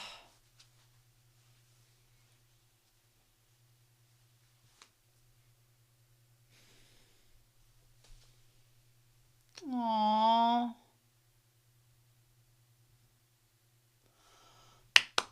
I don't want anything bad to happen to any of these characters. I don't know if this show is going to make something sad happen to some of them. No.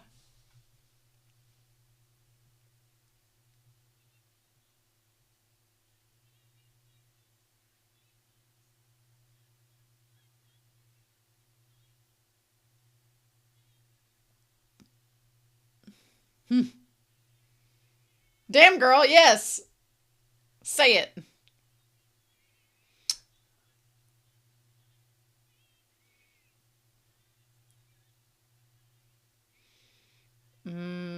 I was going to say,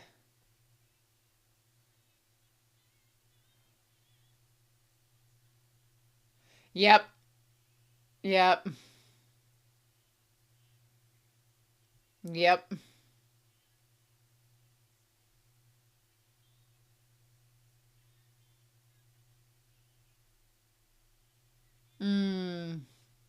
Uh-huh.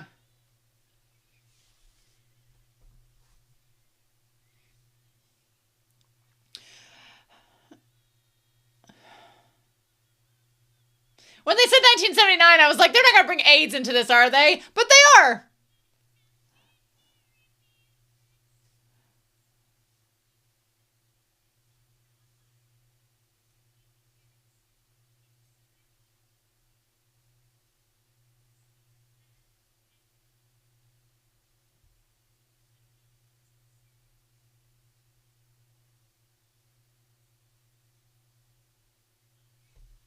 Mm.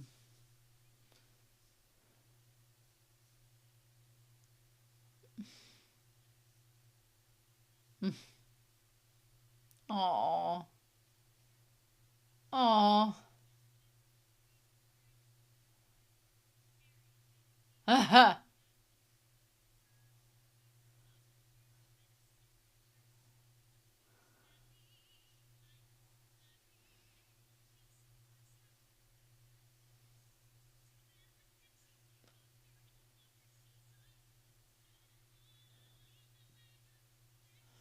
Mm.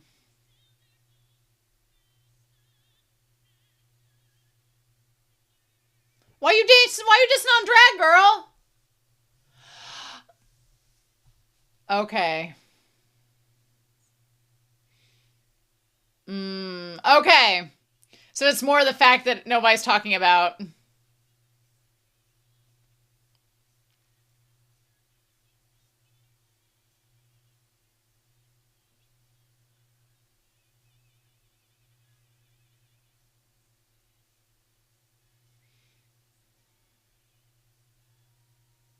Oof. Oh, damn, everybody sings so good in this. Yep.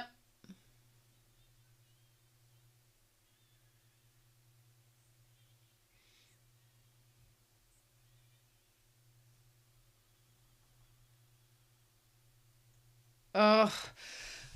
Oh, why are you gonna make this bad?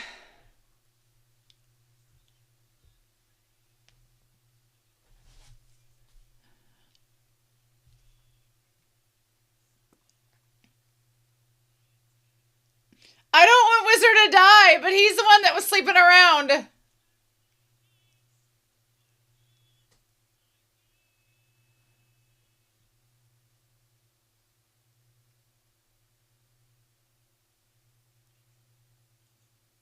Oh.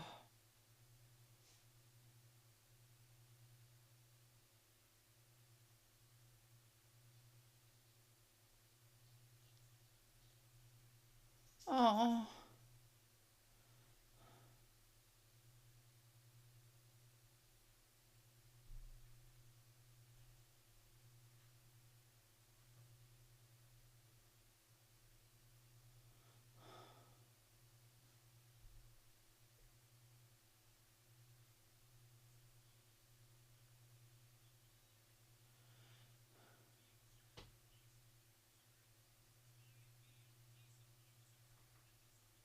Oh.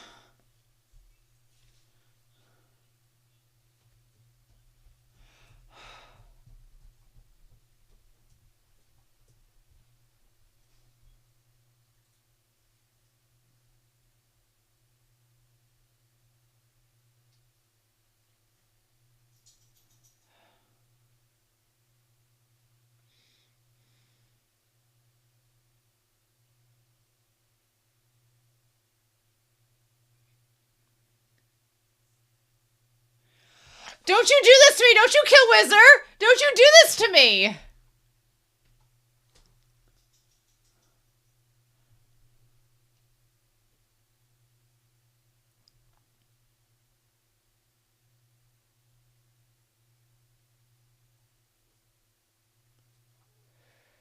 Ooh.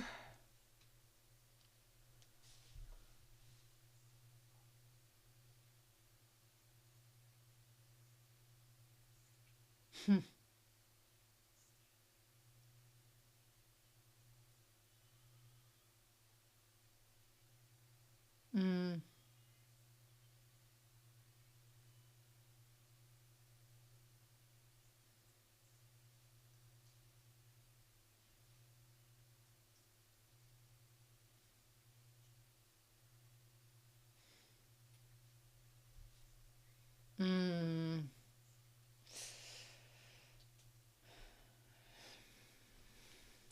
Ugh.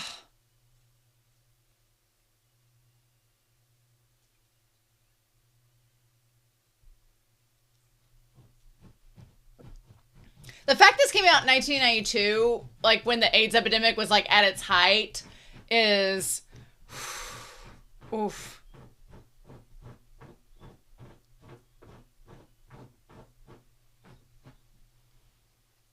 She's so pretty. Don't say you're plain. You're gorgeous.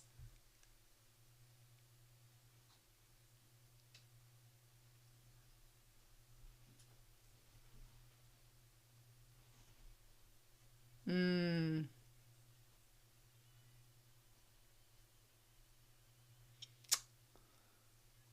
Oh wow, taking this. Ah.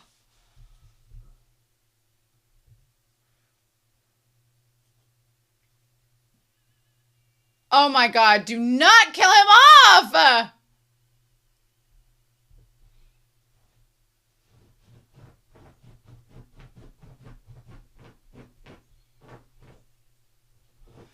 Ooh, that's a line.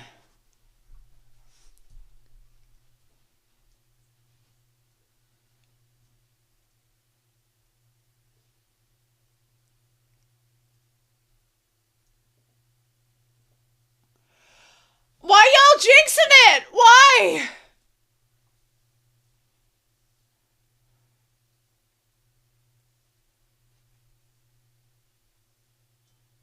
Ugh.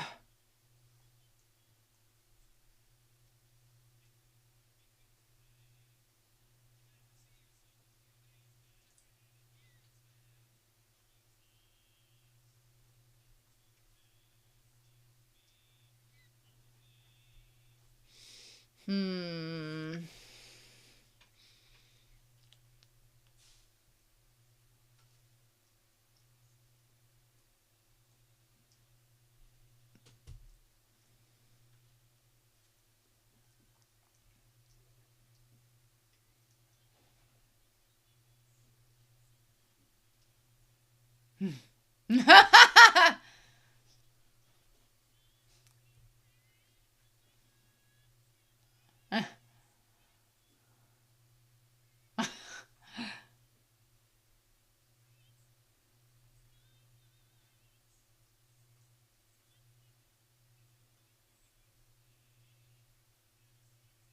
Oh.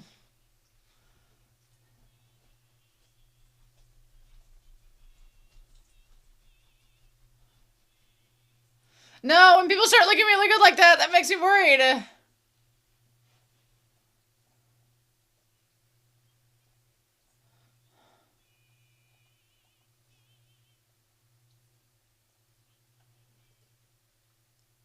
Huh.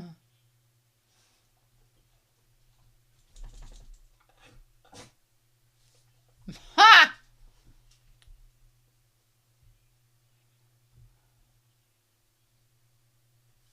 Ah!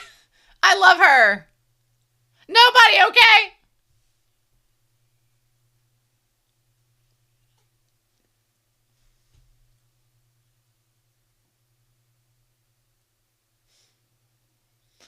Oh.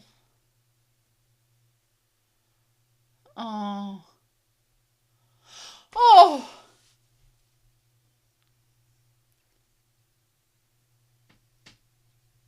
My dog's like at my feet right now.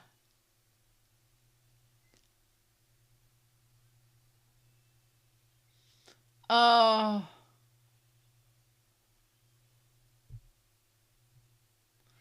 Oh my God. Oh, my heart.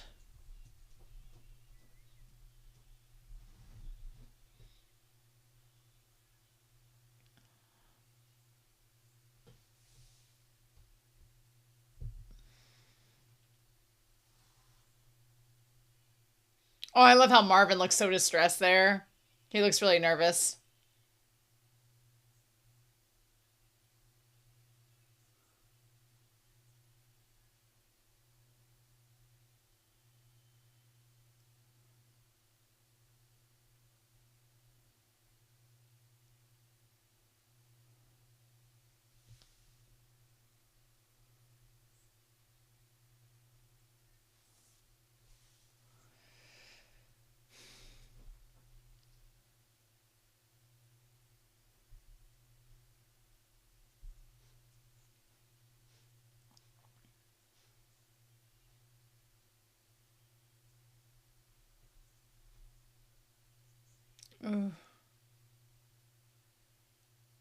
Mhm.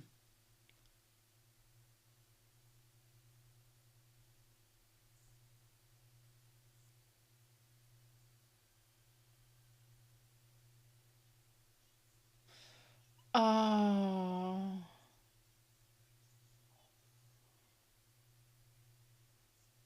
Oh.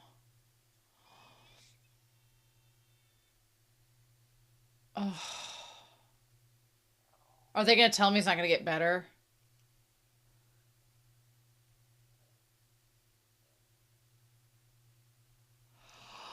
Oh, damn.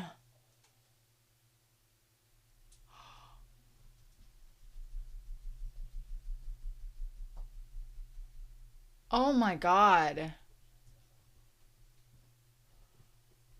You're telling this kid his friend's gonna die, and so he needs to have this bar mitzvah? Oh my God.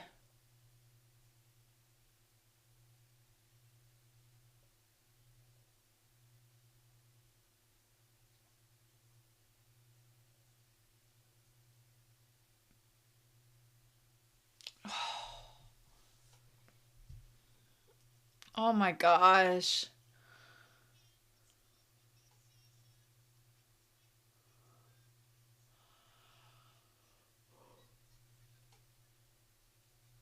Oh.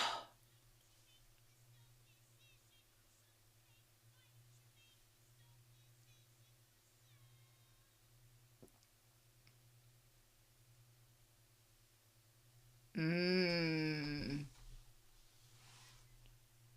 Oh.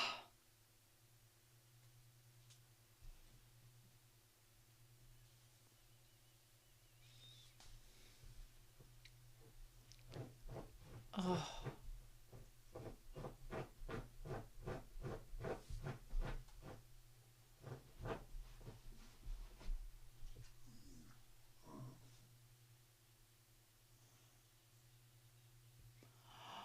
Oh.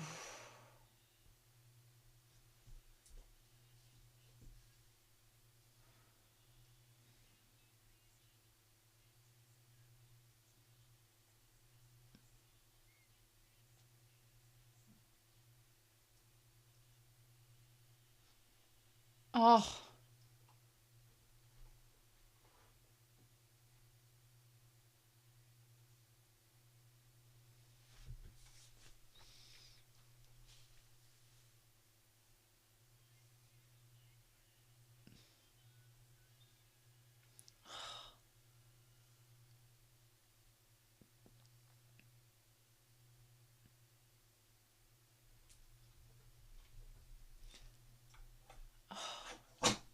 Damn. Damn.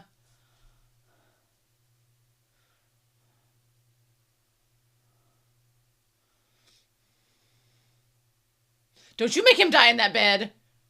Don't you dare.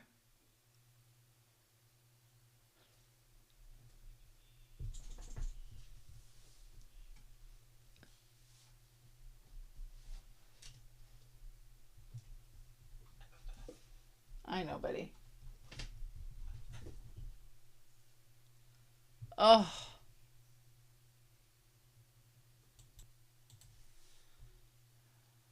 Oh. Oh my God.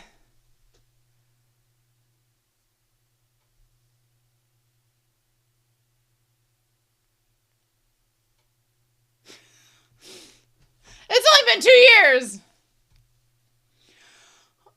Oh.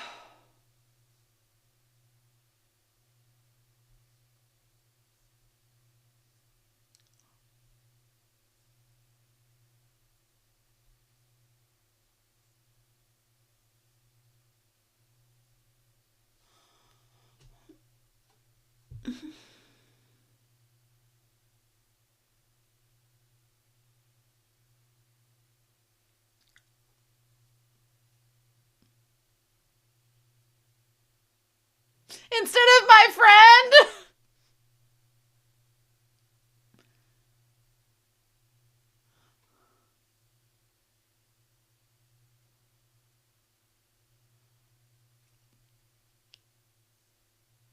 If he leaves, he's gonna die.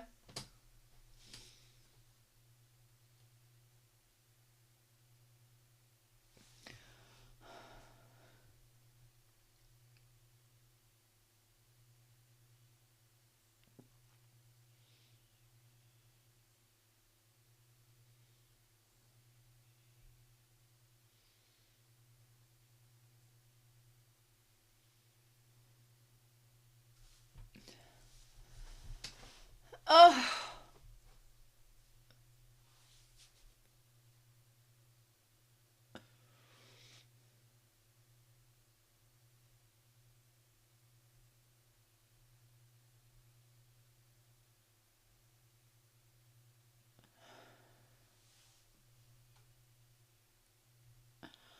Oh.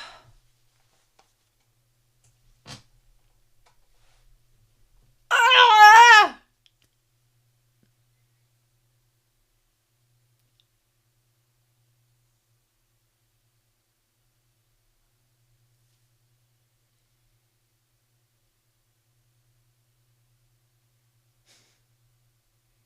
Ha!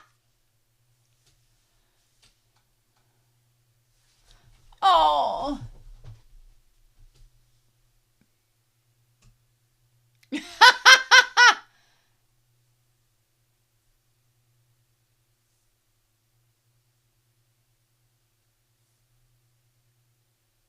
Oh. Ha!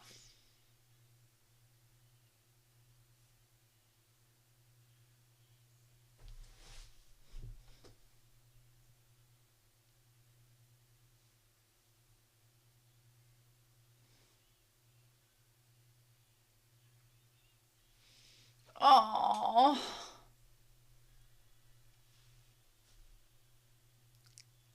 Their voices are incredible, y'all. Incredible. I hope you're able to watch this with me because, oh my God.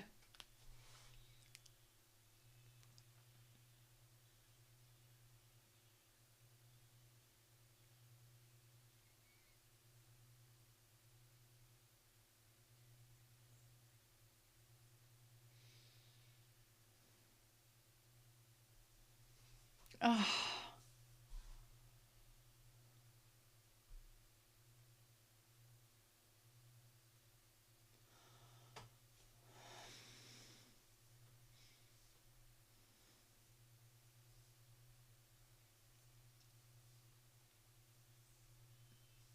Oh.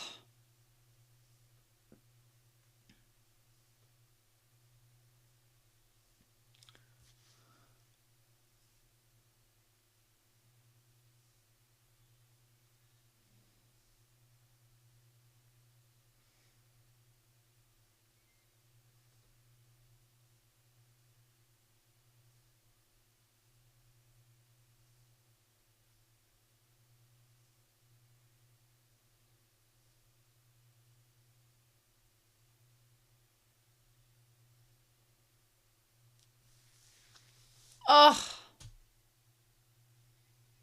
Oh.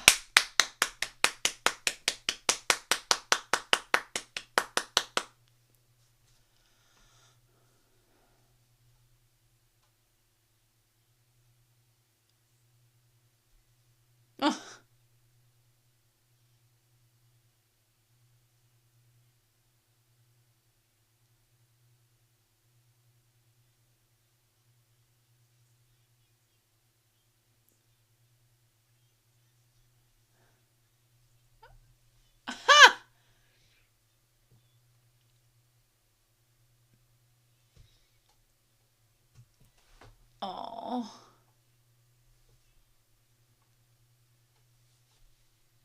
Oh.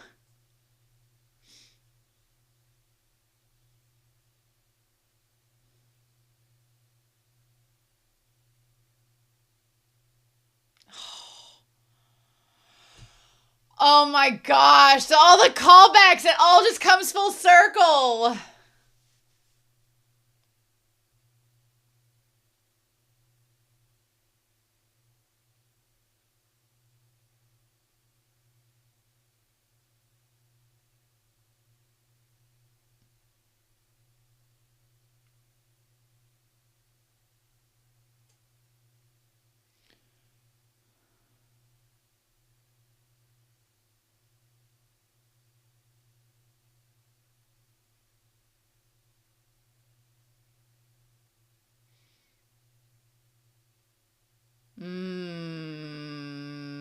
I was waiting for it.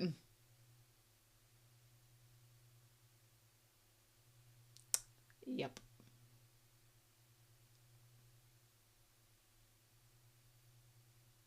Yep.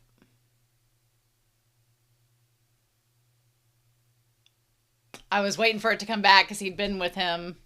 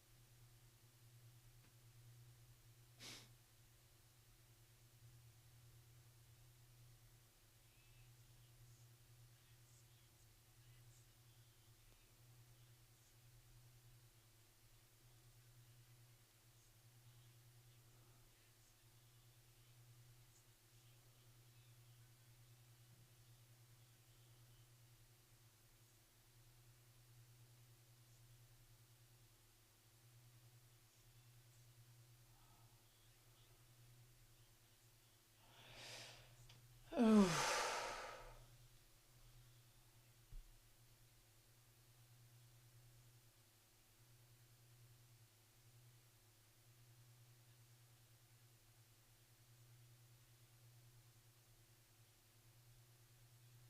Hmm.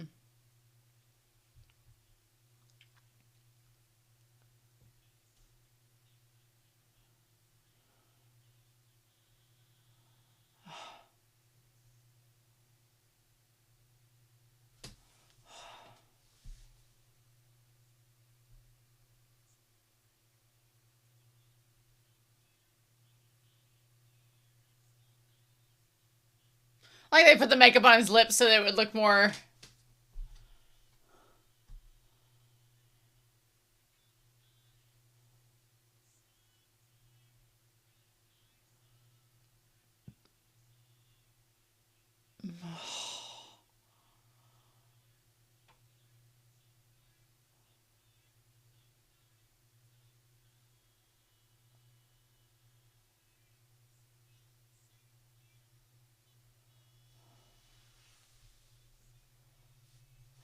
Oh! Stop!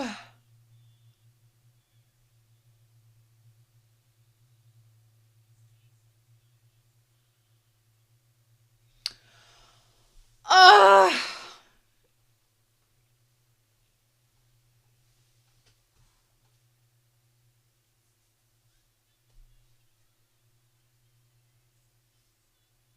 Please eat them! Oh.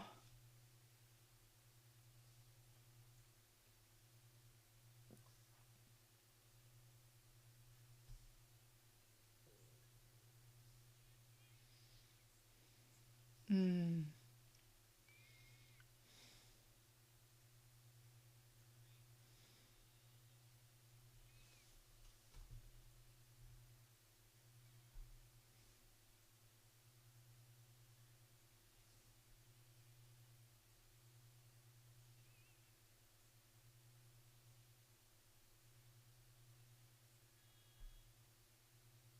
I love that skirt. I want that skirt. Oh.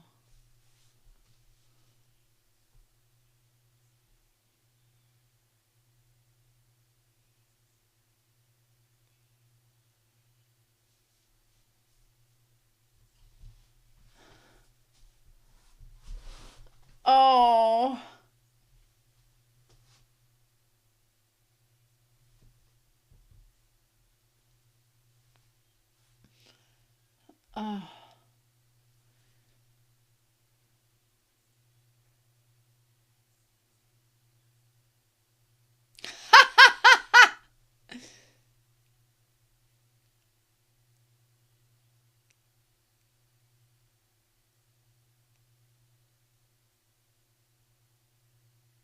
Hmm.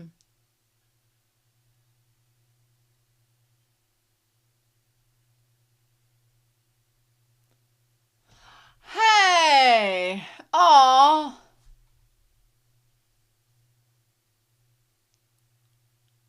Ah!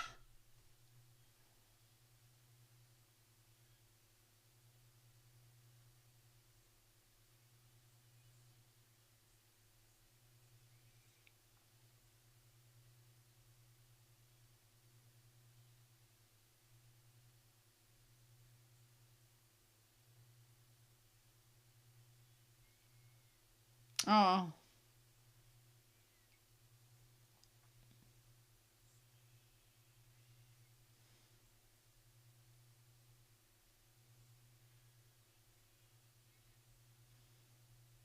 Also like a wrap dress.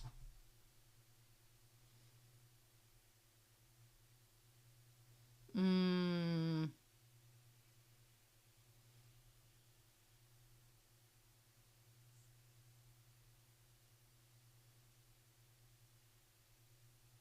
Oh.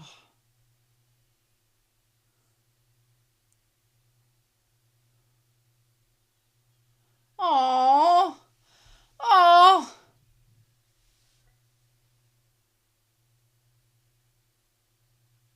Mm. A little bit.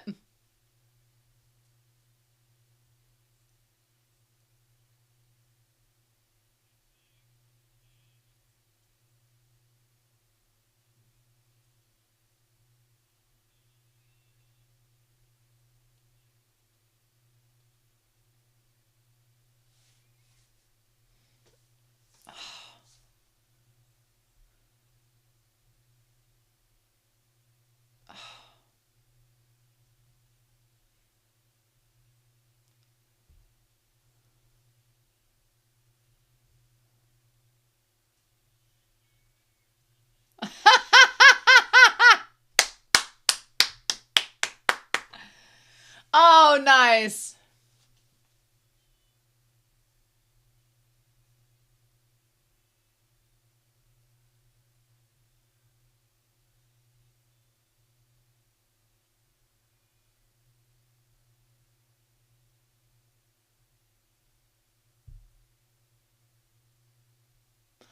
Oh. Oh.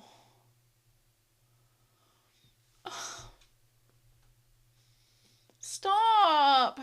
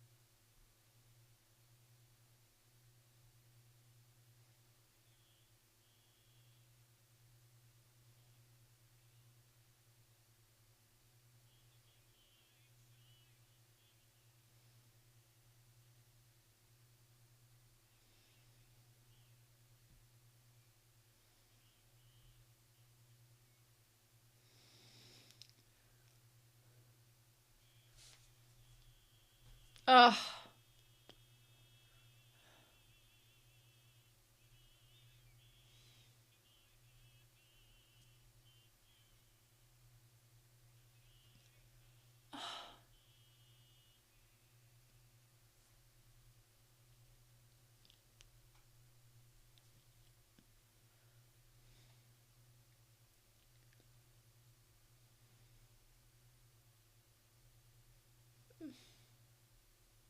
Damn.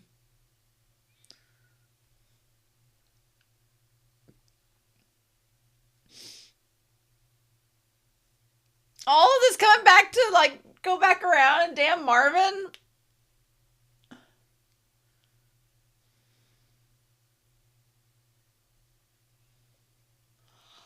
In the white shirt.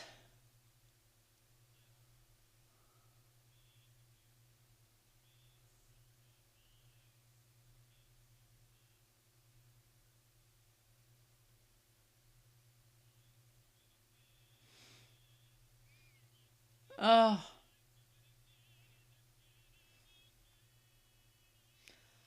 Oh. Oh.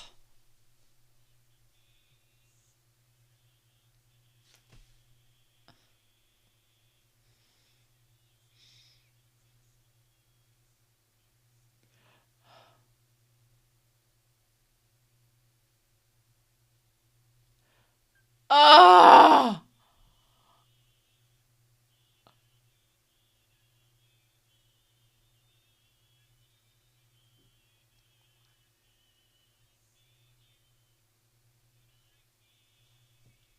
Shut up.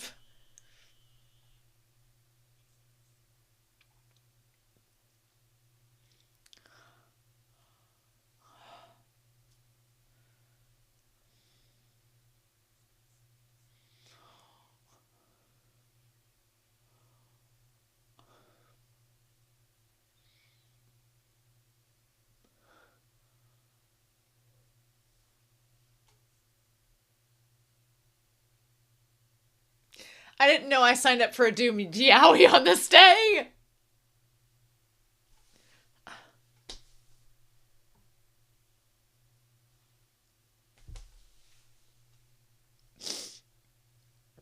Ugh.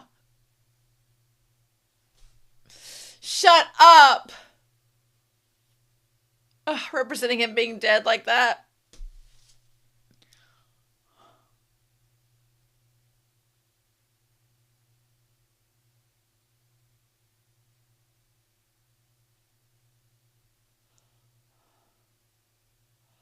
Oh. Making me feel sorry for Marvin.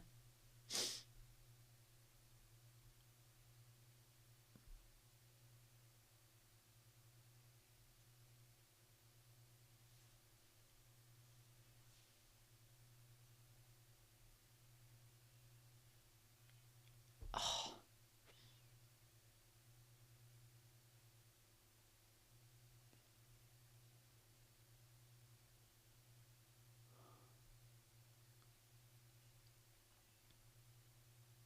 Oh my God.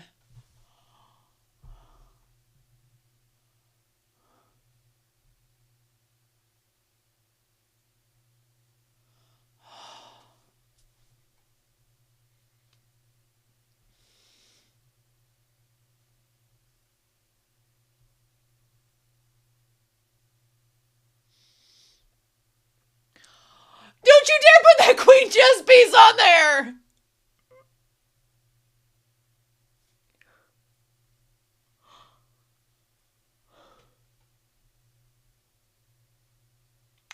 Ah! Oh, my heart! Oh, my heart! Oh, my heart! Oh! Oh! Sobs! The tears! The absolute tears! Oh, my God!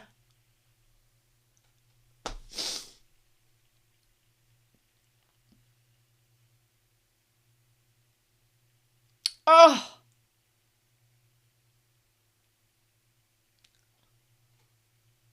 Oh, my God!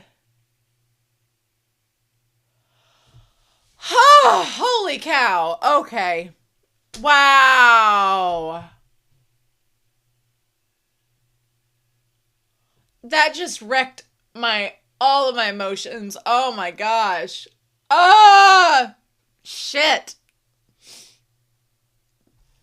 Oh my gosh. Christian Borle. Andrew Rannells. I've seen him in something else. I swear I have. Oh my God. Oh my God. Ah! That show would be amazing to see on Broadway. That show it would have been phenomenal to see. So Falsettos. I was expecting when the options were Legally Blonde the musical or Falsettos. Falsettos makes me think of like Grease and Hairspray and like 1950s, 60s sort of like musicals. So I was thinking of something not at all what it was. Not at all what it was, but damn. Anytime a story is like, it's so cliche, but anytime there are two queer characters, especially two men, and they're in a relationship and they're like, somebody's gonna have to die, it's like, oh, is it gonna be AIDS? It's gonna be AIDS, isn't it? And it is. Because it's the moment they were like 1979, I was like, oh, the 70s, but they trick you. Whenever they're 2 years later, it's 1981, and I was like, shit, AIDS is starting, so crap. But, it was so good. That was so good. So before we dive into this Wikipedia page on Falsettos, because I want to go through it, I want to talk about it with y'all, just some quick things about the actors and actresses. The actor that plays Mendel, I did not see a lot about him that I had watched before. Brandon Uranowitz is where I'm only going to look at the revival actors because this thing the show originally came out on Broadway in 1992, and then it went on a national tour in 92 and 93. It premiered in Australia in 94, and then it didn't show up till 2016 when there was a Broadway revival. They did a third national tour in 2019, and it was off West End in there. Eden Espinosa played Trina in the third national tour, which if you don't know who Eden Espinosa is, she's one of the best Elphabas out there. She's incredible. Her singing is, she's amazing. So that's crazy. I do appreciate that all of the child actors who played Jason, they don't have a Wikipedia page because they are child actors. They don't need to be stalked by people. So Anthony Rosenthal played Jason for this iteration. But anyway, so I want to start with Betsy Wolfe plays Cordelia, who is the caterer, Cordelia, which I loved her. She's been in a couple of films and TV series. She's mostly done theater since 2005. No shows that I have seen, but she is right now in Death Becomes Her on Broadway, which is pretty cool. Love that for her. That's awesome. So yeah, so that's Betsy Wolfe. Tracy Toms played Charlotte, who was the doctor. She's been in theater from 1997 to 2019. She's also done radio. She's in a documentary. She's been in a lot of TV.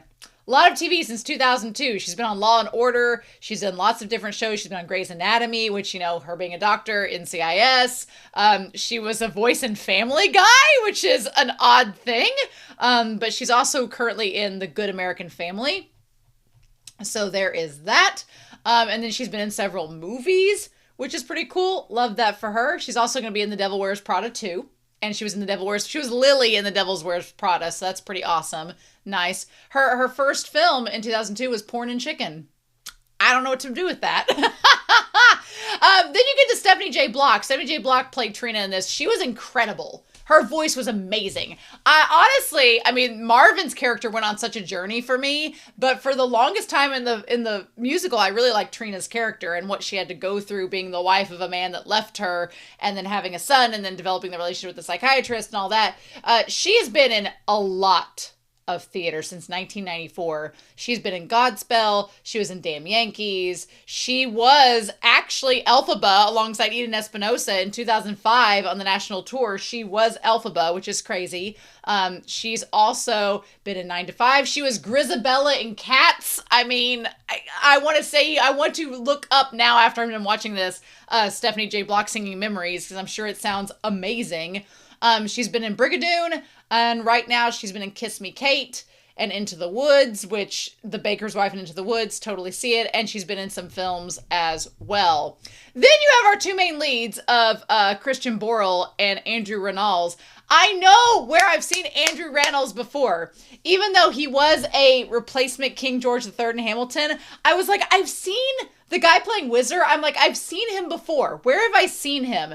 And he's been on TV series. He's been in a lot of movies, but he's also done anime.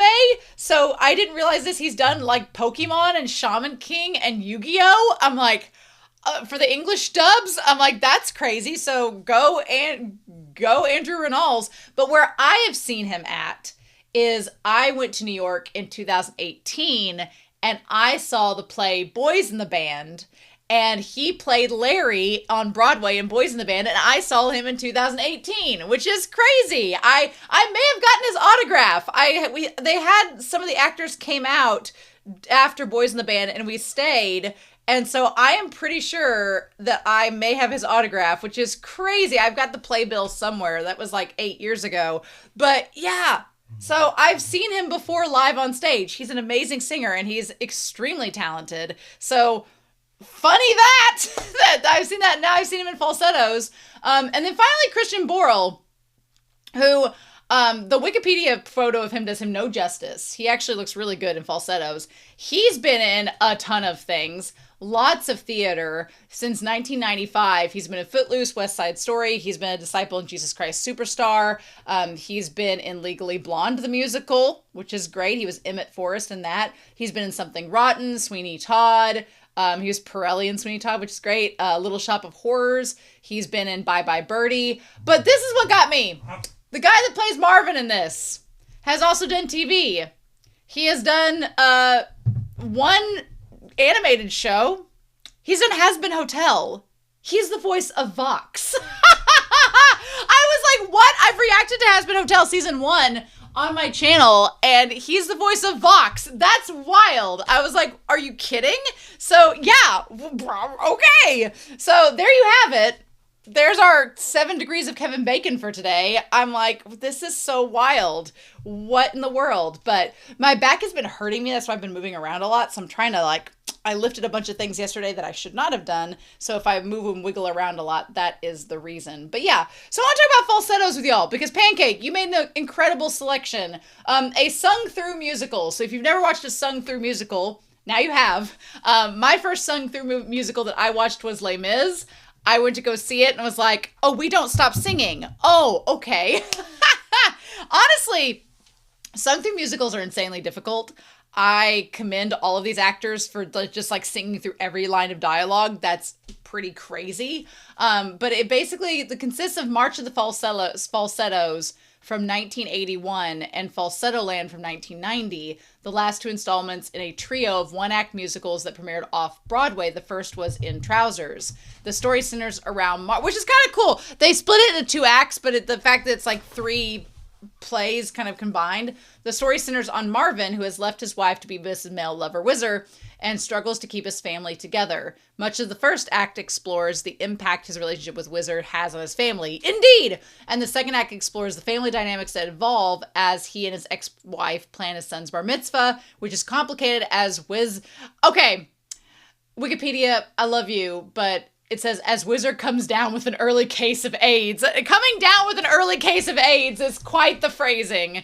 It's central to the musical themes are Jewish identity, gender roles, and gay life in the late 70s and early 80s. So yeah, you could definitely find one thing that was interesting throughout the musical is that, you start out with Trina's character and her line in the opening song is slavery. So she feels very trapped by the roles that she is to play as the wife, which interestingly enough, Marvin kind of projects what he believes his spouse should do upon Whizzer, being like, well, your job is to make the dinner and have the sex with me, even though you're my male lover. And Whizzer kind of, doesn't like that. And Trina kind of doesn't like that because she feels she's the most emotionally stable amongst all these people around her when she's falling apart at the seams, right? So it premiered on Broadway in 1992 and won Tony Awards for Best Original Score and Best Book. The musical was revived in 2016. It was adapted to the PBS Live from Lincoln Center television series that aired in 2017. And it was nominated for a Tony Award, including Best Revival of a Musical. And they did other. The musical is praised by critics for its melodic compositions, humor, character development, and positive portrayals of non-traditional family structures. So basically, non-traditional family structures. Yeah, It's totally fine. See, they all get along, right? I definitely, it's interesting to watch something be revived in the mid 2010s that was originally written in the 1990s, because you can see even throughout the course, because it's 2026 now, so you're looking at a 30-year-old musical, and to see the family dynamics and gender roles and portrayals of queer people and in media, and how it has evolved in this very short amount of time, is pretty interesting to look at. Because there were certain parts of this I was like, ooh, that is dated. And there were other parts of it that I was like, oh wow, that's held up. So I thought it was interesting. Is Whizzer I want to see if Whizzer is a nickname for what, like, Whizzer, is it a nickname for what? What is it? Okay. Whizzer is a nickname for what name? What could it be for?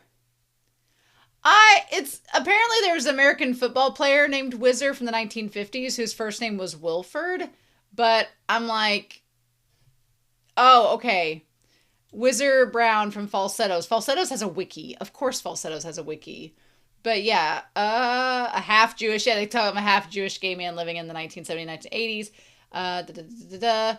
I want to see. So, In Trousers is the 1985 production of In Trousers. He's described as being ginger with broad shoulders. And however, since the song metaphors Marvin discovering he's in love with Whizzer, that physical description fit Whizzer too in the song How America Got Its Name. So yeah. I want to know, yes, I didn't want to see if Whizzer was like a nickname for something, but don't exactly get a lot with that. It says the creator of the trilogy found hilarious Byron White's nickname Whizzer and wanted to use it. So there we go. That's why they use Whizzer. It's just a nickname that becomes the character's name. Interesting. So yeah. So, getting into the inception, composer William Finn began his theater career with a one-act musical called In Trousers in 1979, which centers around the character Marvin questioning his sexuality. It was produced twice and opened in 1978 and again in 1979. After In Trousers received sharply unfavorable reviews, Finn considered abandoning musical theater and attending medical school. What a change, right? He felt that if the critic for the Times at the time had been more responsible, it would have been a considerable debut. But as it was, he just said it was junk. Finn struggled in his science classes and discarded his medical school plans and turned back to writing about the character of Marvin. He wrote the songs for another one-act musical about Marvin and his family called March of the Falsettos, collaborating with the director James Lapine on the book. It premiered in 1981 and received far more positive critical reception than In Trousers. The New York Times wrote Finn's brilliant form combined with the absolute topicality of his social themes bowled critics over.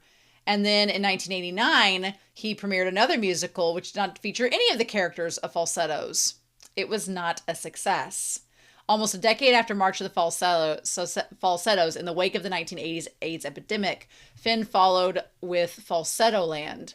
The musical concluded Finn's Marvin trilogy of one-act pieces of Marvin and his circle, beginning with In Trousers and March of the Falsettos.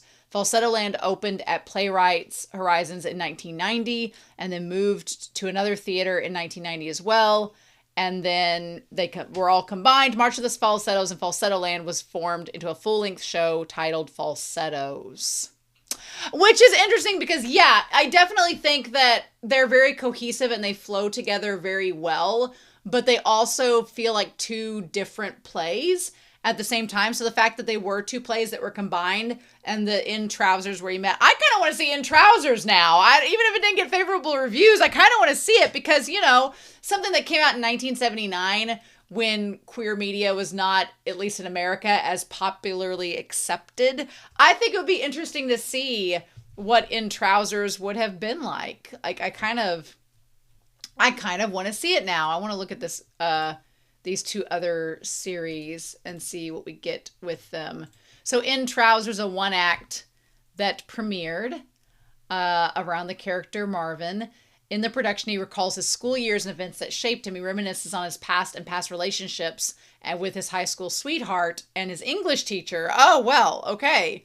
A pivotal point to the plot, however, is his realization of his homosexuality. Torn between his natural inclinations and his desire not to upset his family life, he struggles with his identity, which continues to be a theme in the rest of the trilogy. See, I want to see that! Because honestly, in the first act, I did not like Marvin at all. In the first act, he was kind of an asshole because he has this relationship with Whizzer, and he claims in the opening number that he wants it all. He wants to have the wife, have the child, but also be able to have his lover, who's his friend, and that all comes full circle by the end and makes me cry.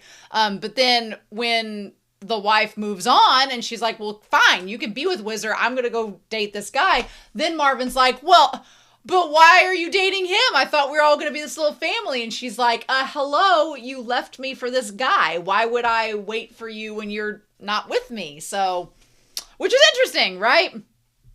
So, yeah, interesting. Interesting indeed.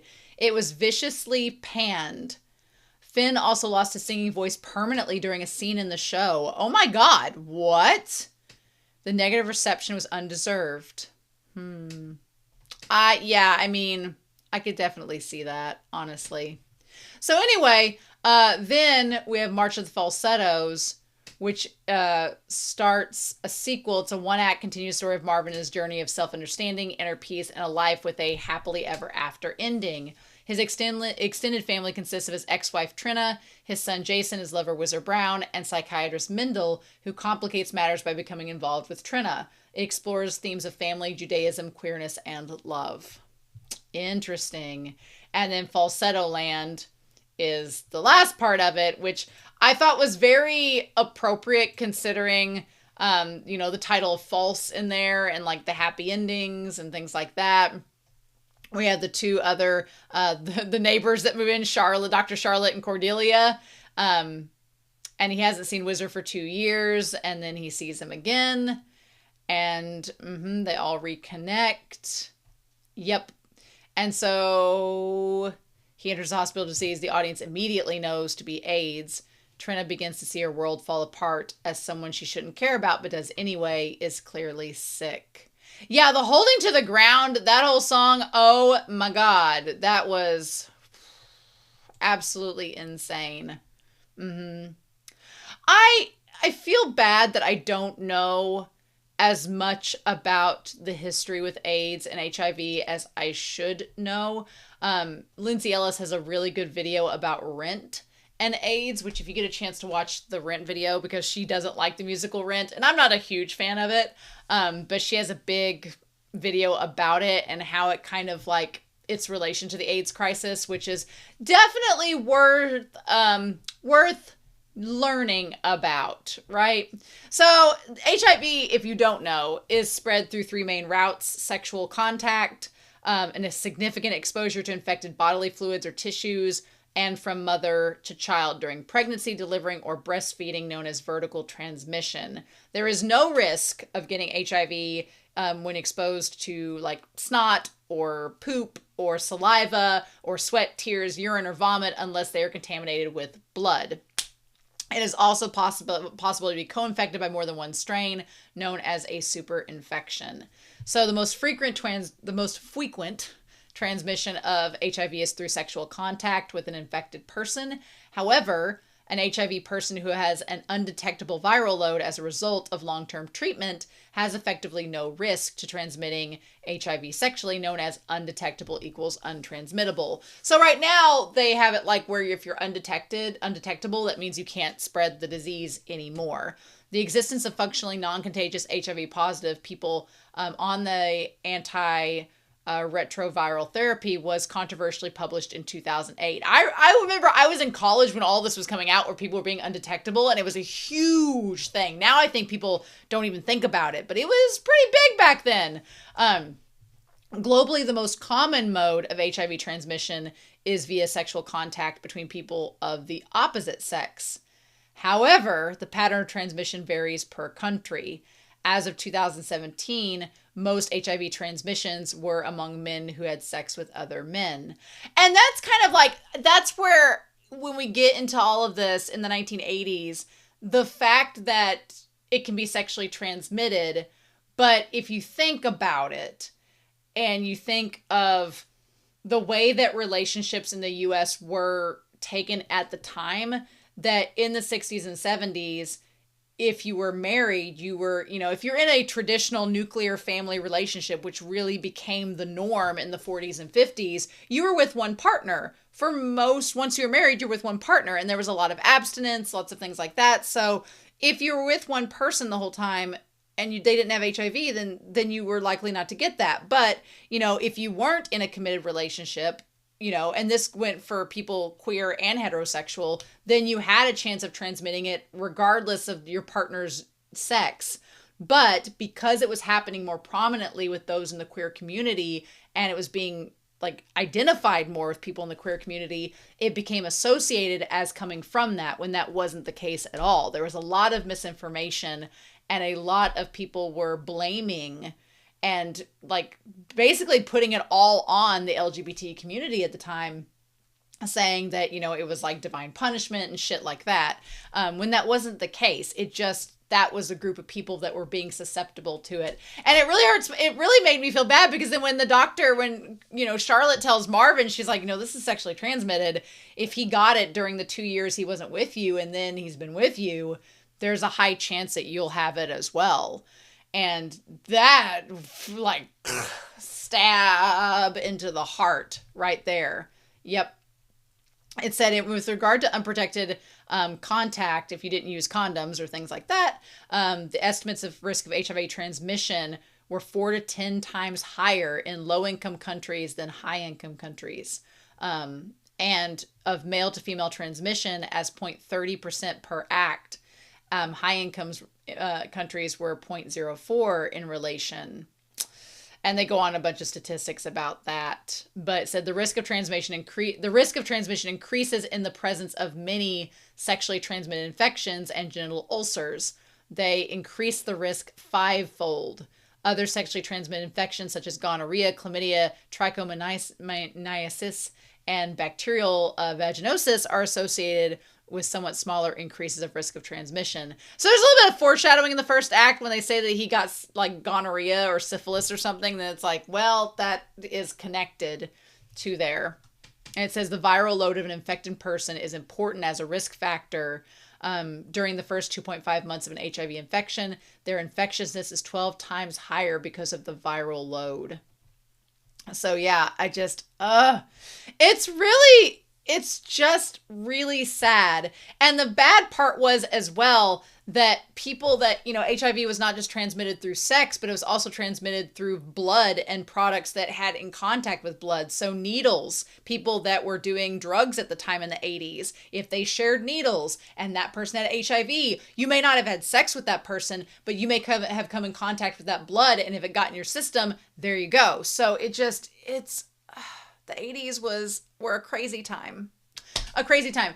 And I kind of want to applaud the writer of this play, because the fact that this came out in 1992 and he was writing this in the 80s when all of this was going down, it kind of is a in the moment raw look at this epidemic as it was developing. So the song that Charlotte sings where she's like, this bad news, bad things are brewing, they didn't know at the time what it was. This was coming out as they were learning things. So it really has this ominous sense of just no one knows what to do. It's, if you were around during the COVID pandemic and you remember when it was first spreading and nobody knew what the hell was going on, it's kind of like that. But you should really go watch Lindsay Ellis's video about Rent. It is absolutely mind-blowing the way, at least in the US, that this epidemic was ignored, because people thought only those in the queer communities were getting it, when that was not the case at all. And it's just, I also loved how this entire play had so many full circle moments, like when Jason starts out talking about the Judaism miracle, and then he has the miracle about the bar mitzvah at the end when they bring it to the hospital, and the whole thing with Whizzer and Marvin's relationship and how they start to fight, and then it ends with them both being in love and them putting that aside. That was really good. And just the idea of the chessboard and the chess game, like it all just came again. And honestly, the only part that kind of made me go like, okay, was when, which makes sense in the context of when this play was written, when the son Jason is questioning if he's going to be gay because his dad is. And it's like, well, genetically speaking, I mean, there are some markers genetically that make people more prone to like people of the same sex. I mean, that's been scientifically proven to an extent. Because I remember there were some articles that came out about it, which further cement the idea that your sexuality is sometimes not necessarily a choice. It is embedded in your DNA. And there is proof that people who like are homosexual have brothers and siblings that are more likely to be as well, because that's kind of embedded in their DNA. And so it is, but I also like the song that Marvin sang to Jason about, like, you don't have to sing the same song as me. Just because I like men does not mean that you will like men, but you might, but that's not a bad thing. And so for being written in the 1990s is a pretty poignant song of the time, because there were lots of negative stigma around people in the LGBTQA plus community that are not felt now in the same, they're still felt, but not to the degree they were in the 80s and 90s, or the 70s, much less. But damn, what a good play. What a damn good play. But yeah, just the idea of what is a falsetto. If you're not sure, a falsetto is a high-pitched vocal register that is just above the modal voice register, overlapping by 1 octave.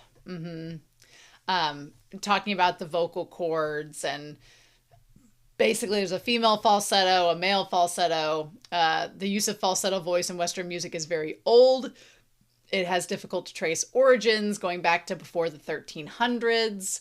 But yeah, it is believed to be known as the chest voice that is heard in a woman, or the head voice of a man, is generally equivalent to the middle voice of a woman, seemingly. But yeah, and used in singing, it's more limited in a dynamic variation of tone and modality. But yeah, so also the ability to speak within a falsetto register is possible for almost all men and women. The use of falsetto is considered uncommon in normal Western speech and is most often employed with a context of humor. However, the use of falsetto speech varies from culture and has been used in studies with African Americans, gay men, and in other certain contexts. And it has been known as a characteristic within British English and various concepts as well. Some people who speak frequently or entirely in the falsetto register are identified by speech pathologists as suffering from a functional dysphonia, described as the momentary but often repeated fluctuations in pitch emitted by both sexes while undergoing voice changes during adolescence. These changes, however, are more apparent and occur with greater frequency in boys than they do girls. Failure to undergo proper voice change is called puberphonia. So I thought that was interesting, because a lot of this is talking about Jason growing up and going from being a child to an adolescent and a young adult.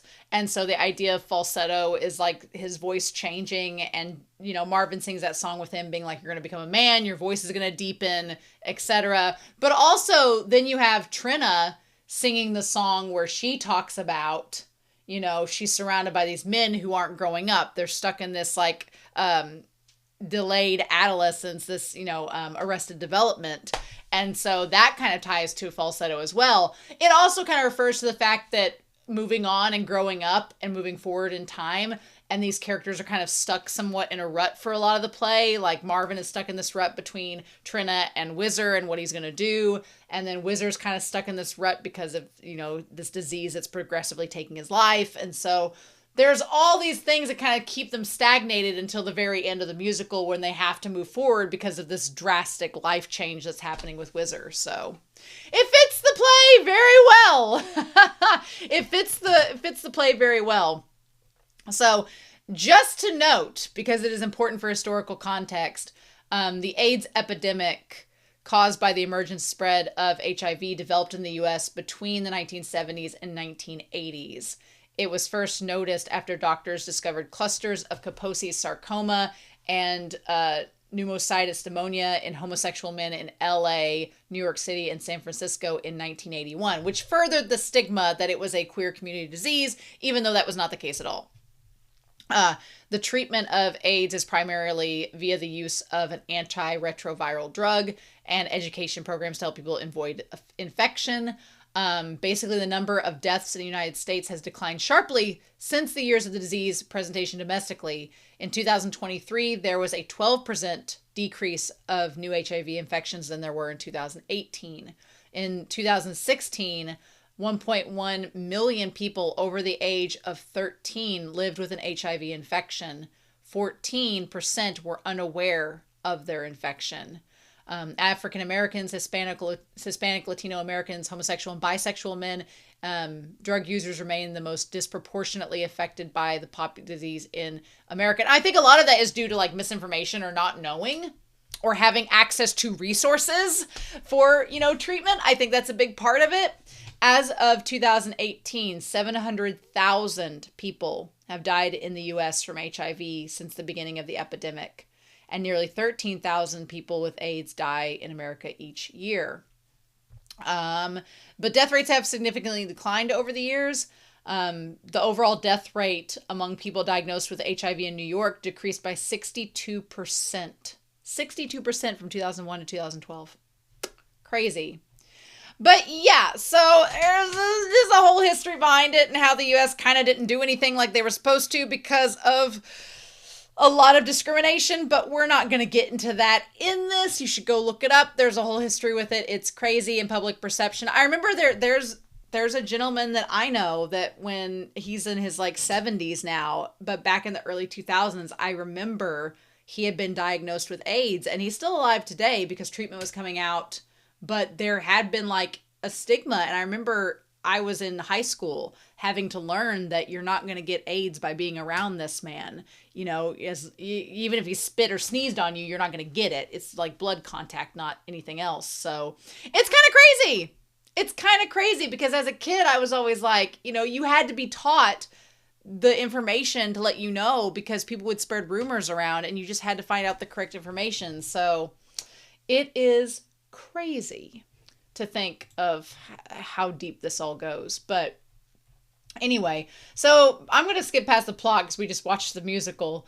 But the original Broadway production opened in 1992 and closed in 1993 after 487 performances, which is crazy.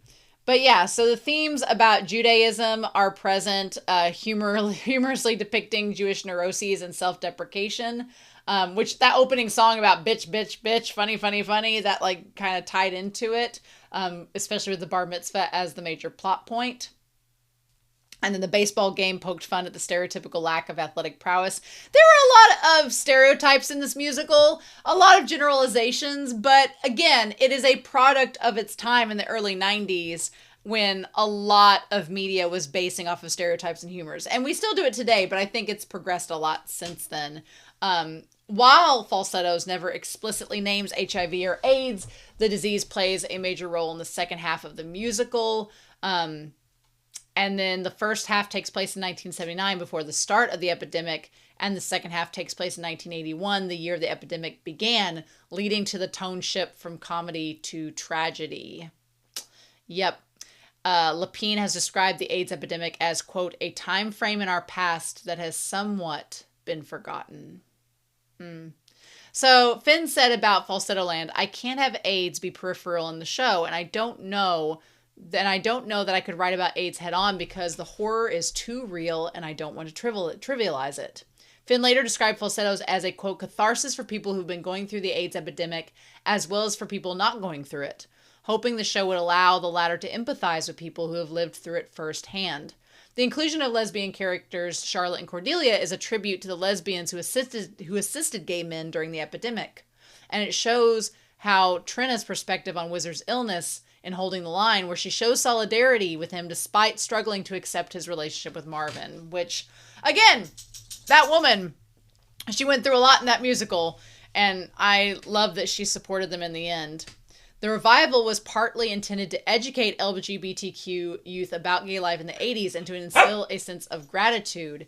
at both societal attitudes towards homosexuality and HIV treatment and how it's vastly improved since that period. But yeah, which makes sense because yeah, you need to repeat and know history in order to, move forward and, as they would say in Lilo and Stitch, educate yourself. But yeah, so as far as masculinity goes, I thought this was interesting. There are definitions of masculinity that form a sharp undercurrent in the show. In the first act, Marvin attempts to force Whizzer into the role of pretty boy homemaker, which causes him to pull away from the relationship. Though Marvin is in a same-sex relationship, he tries to assume the more traditionally masculine role of the provider, which I thought was really noticeable in the play and really good because as it goes on, he slowly lets go of that. The song March of the Falsettos is an ode to the immaturity of male characters and features the 3 adult male characters singing in falsetto to match Jason's pre-adolescent voice. In Trina's song, Trina complains about the men who rule the world and her fondness for the man babies in her life, battling with exasperation and needy resentment at every turn. She also struggles through the song I'm Breaking Down, which was probably one of my favorite songs in the whole musical. That was chopping bananas and carrots, which are very phallic symbols. Loved that. Loved that she was like just breaking down in this. Finn explains there's so much about what it means to be a man in the show. It's not only the kid becoming a man. It's kind of all the men becoming men. It's a metaphor that resonates. So yeah, I also like the idea. The set is probably one of my favorite things. And the fact that the set could be easily broken down and reassembled and changed. I thought that was just so fitting for this play and being able to like alternate it. Right. So yeah. And then the 2016 reception revival and all that good stuff there. What a great show. I'm gonna be real with y'all. I did not expect this. I did not expect there to be queer representation in this play. I did not expect this play to have I did not expect this to be about a Jewish family. I did not expect this to be, I knew it was going to be a musical. I did not know it was going to be a sing-sung through musical. I did not expect it to be tackling concepts of the AIDS epidemic in the 1980s, which is such a powerful time in our history, especially in the US. And I'm really kind of in awe and I kind of am in love with this musical. I did not know what to think, but damn. And then Marvin's character goes through this big arc. I hated him in the first act and then I came to really like him in the second act. I'm like, damn. I am. So anyway, I am so excited to hear your thoughts down below. The fact that so many people were excited about this musical, I should have known. I should have known it was going to be great, but damn.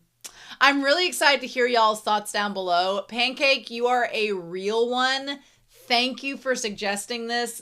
Thank you for commissioning this. This was fantastic. And I cannot wait for y'all to see this reaction and discussion and for me to be able to talk to you about it down below. So if you haven't liked the video and commented, please do. Please subscribe to the channel and you can see next week what is going to be on the Patreon commissions for Friday and see what people have got me watching. So I hope y'all have a wonderful week. Please stay safe, take care, and yeah, I'll be back very soon with more reactions. Bye.